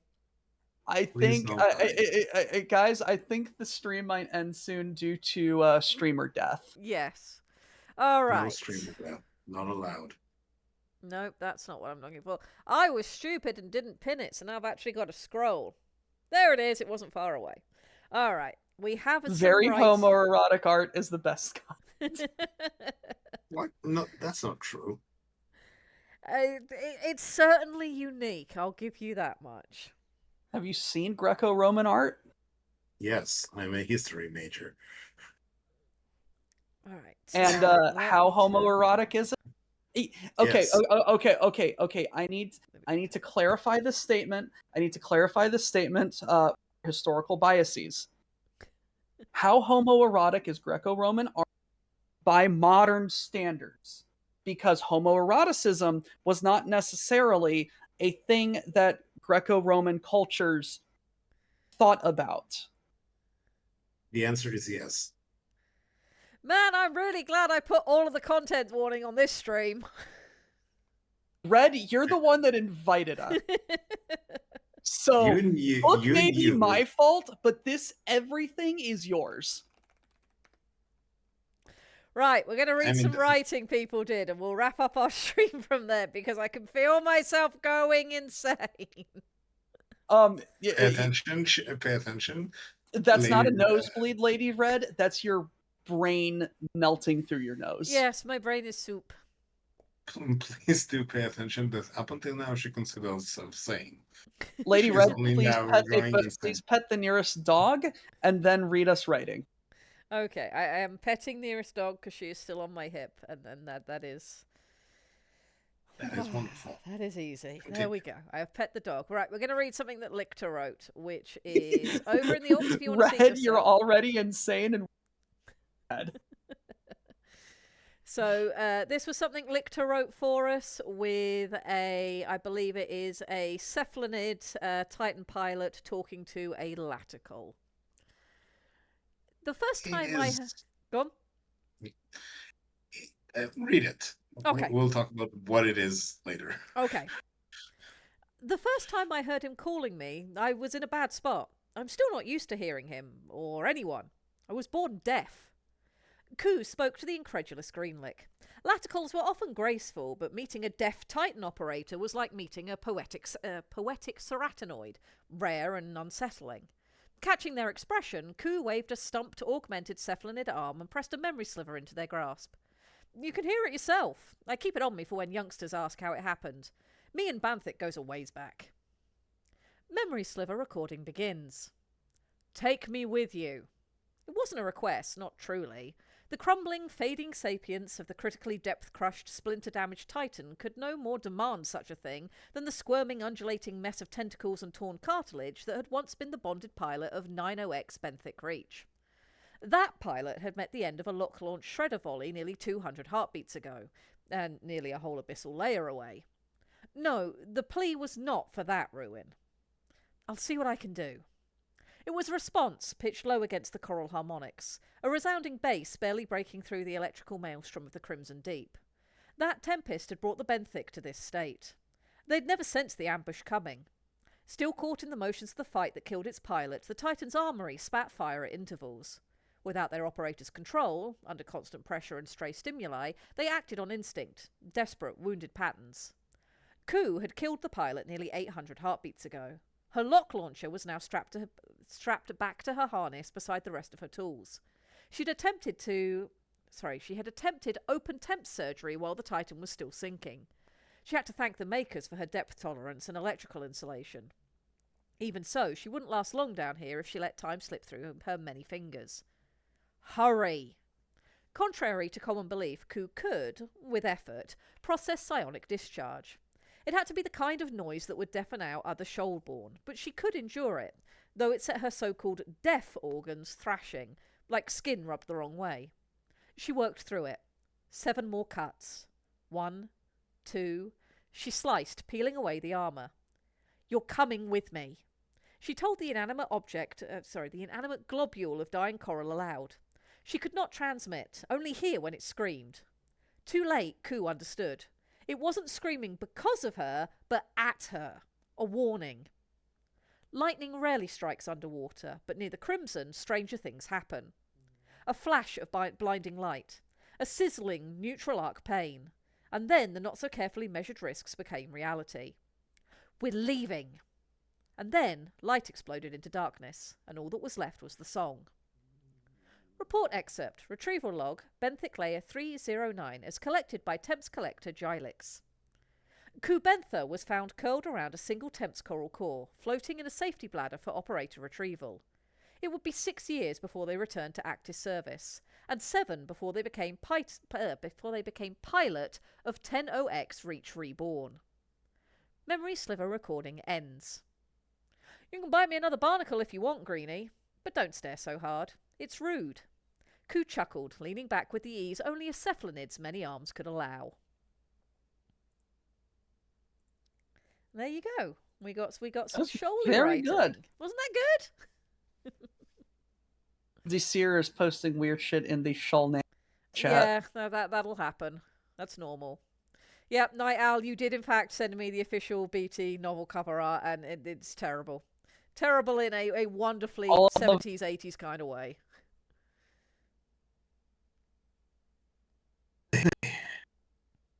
I liked that story. The concept of a deaf pilot who can only hear their Titan is a brilliant concept. Yeah, I really like that concept too.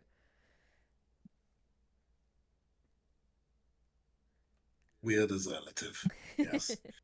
The Crimson Deep, it should be where fucked up goes on holiday. It's like,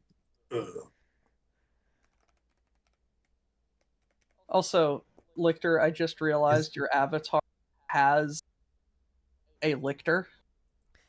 Yep. Thank you. The best I part only is understand. Lictor made that off stream. I only know what that is because of the YouTuber who does Roman history with squares. Yes. So yes, the reason that my nickname is because of that thing, not the 40k thing. But also 40k things are fun. You know, when you don't let Games Workshop As someone who just finished playing a 40k game, oh god, I got declared a heretic in the ending because I had a novel idea of, hey, how about we don't tax people into oblivion and let them kind of have a little autonomy, and then oh, look at all of this profit. And then the Imperium looked at the Cronus Expanse and was just like, you are evil. And I'm just like, I'm paying my taxes. And they're just like, destroy. And then my Catan Shard child was just like, and now there's a wall. But canonically, the Imperium couldn't care less about you if you pay your tithes. The Imperium doesn't care about much at the best of times. Not unless there's paperwork except when telling it them to. does. Anyway, Yeah, Lichter, that was very good writing. It was. thank you. I really liked it. I was impressed with that. I need more text about, because I keep repeating this every other stream. We need to keep cleave to the. Okay, we don't need anything, but I feel like we need like putting in more of the themes of our story into our setting will reinforce it. We're not looping back enough, and it's very easy in world building to drift Yes. far and wide and far and wide and far and wide. We don't need 17 Leviathans. We need 5, 6 of them. We don't Yeah. need 9,000 battle max. That can come with later and geeks. But we need a few. We need some. We need to We need a actually few something. classes of them. And it's like, we don't need write-ups on everything, because like It's fun to make.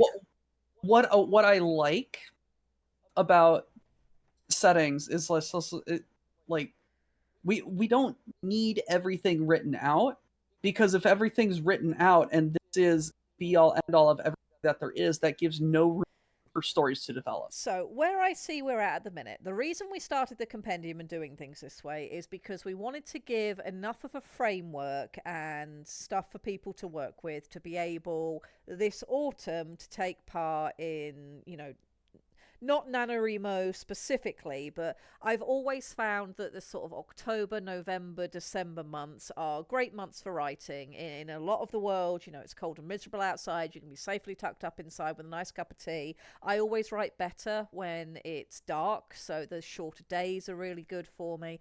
That's when I like to write and to spend those months focusing on my writing. It is, incidentally, why my artistic work year always ends on October 31st, except for possibly a Goob Drive in December, is because I want those end of the year months for writing, which is my first passion.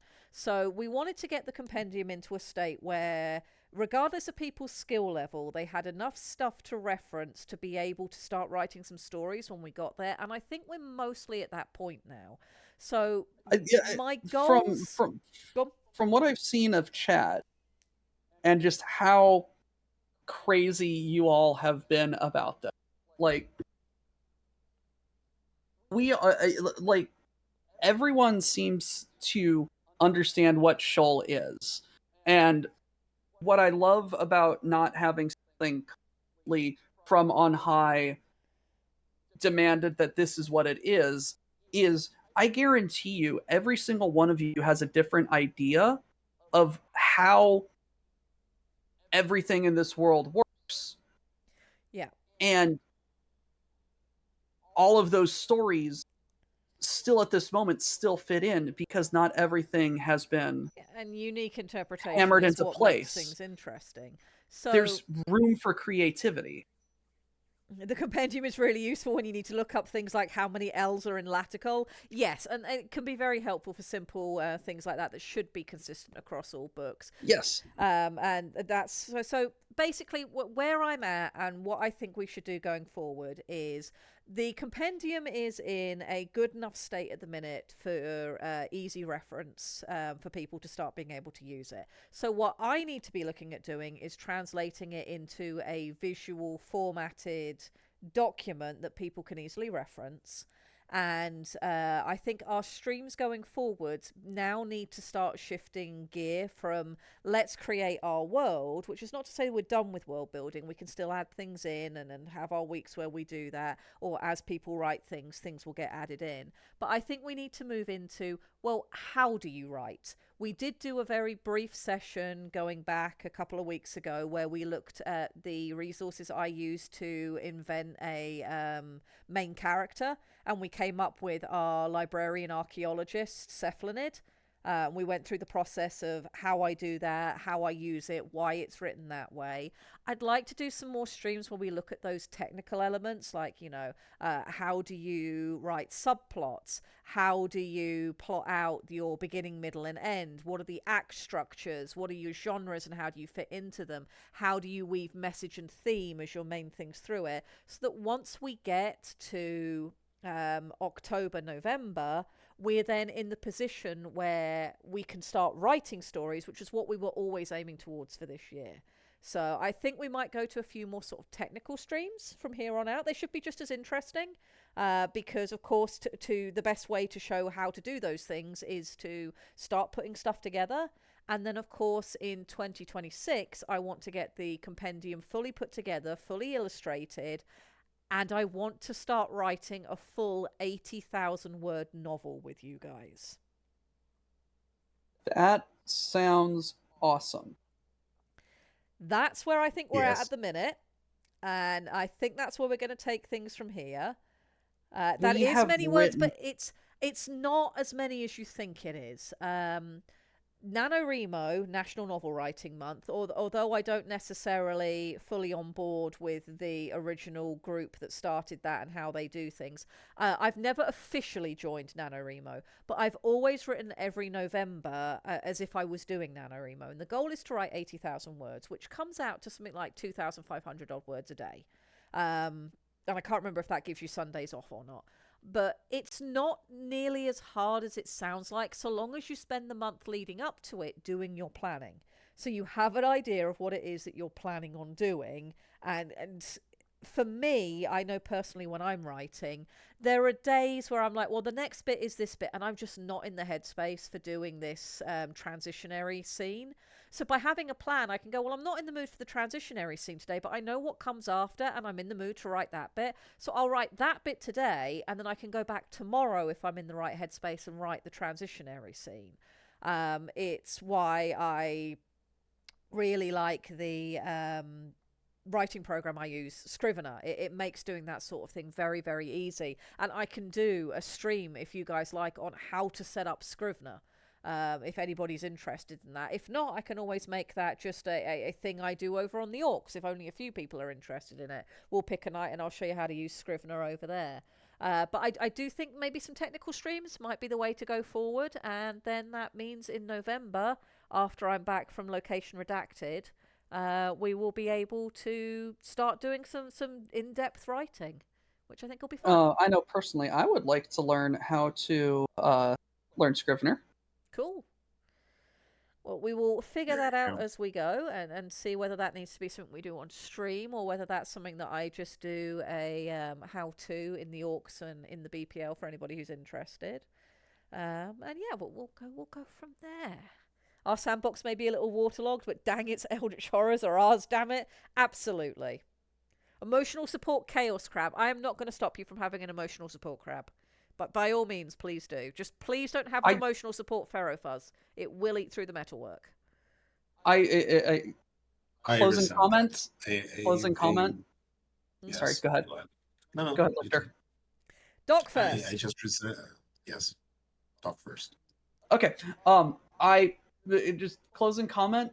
I love how we started with potential xenomorph seahorse, and we ended with, oh yeah, no, it's an eldritch fungal infected seahorse that is now the new seedbed predator protector of kelp forests. Yep. I love that. I love the stories that we. Please, chat, come up with more. I know you can do it. Sir. Yes, sir.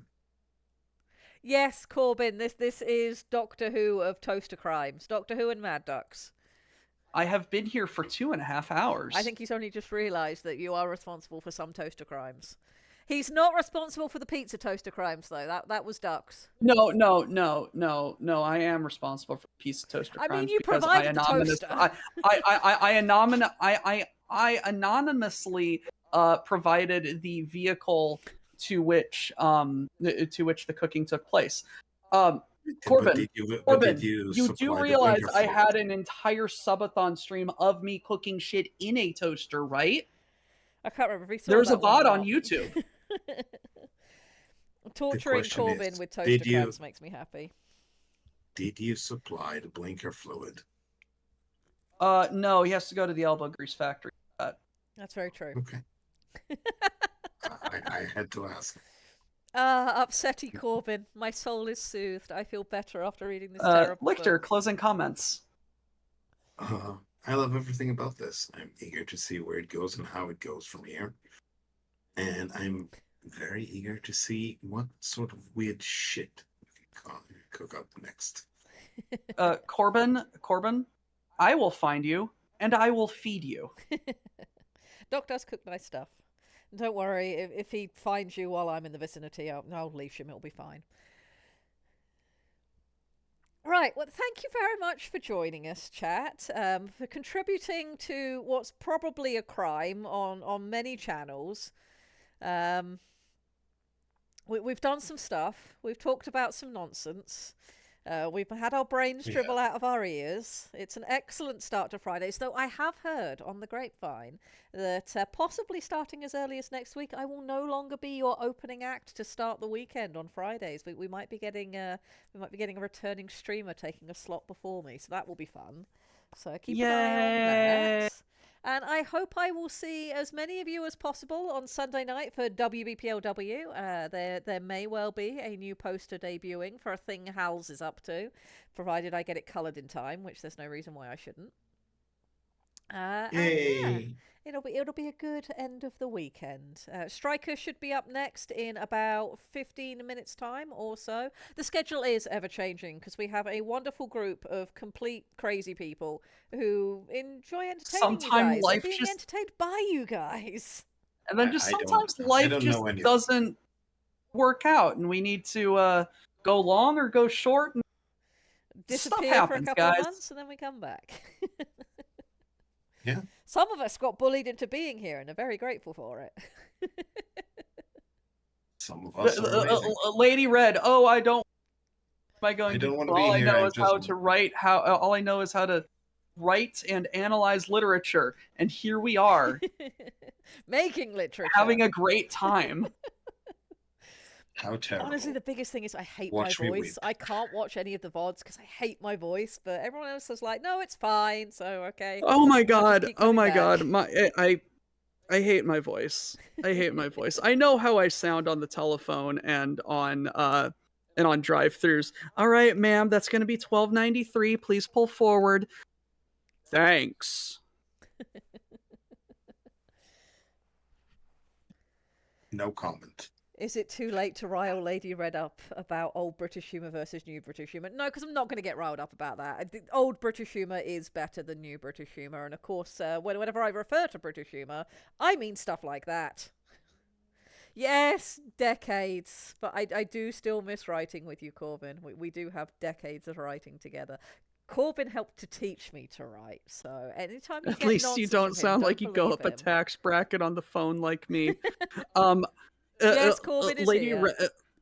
Lady Red, as the only British person on chat right now, how true is the saying that British people have a phone voice that makes them sound a lot more posh than what they sound like in real life?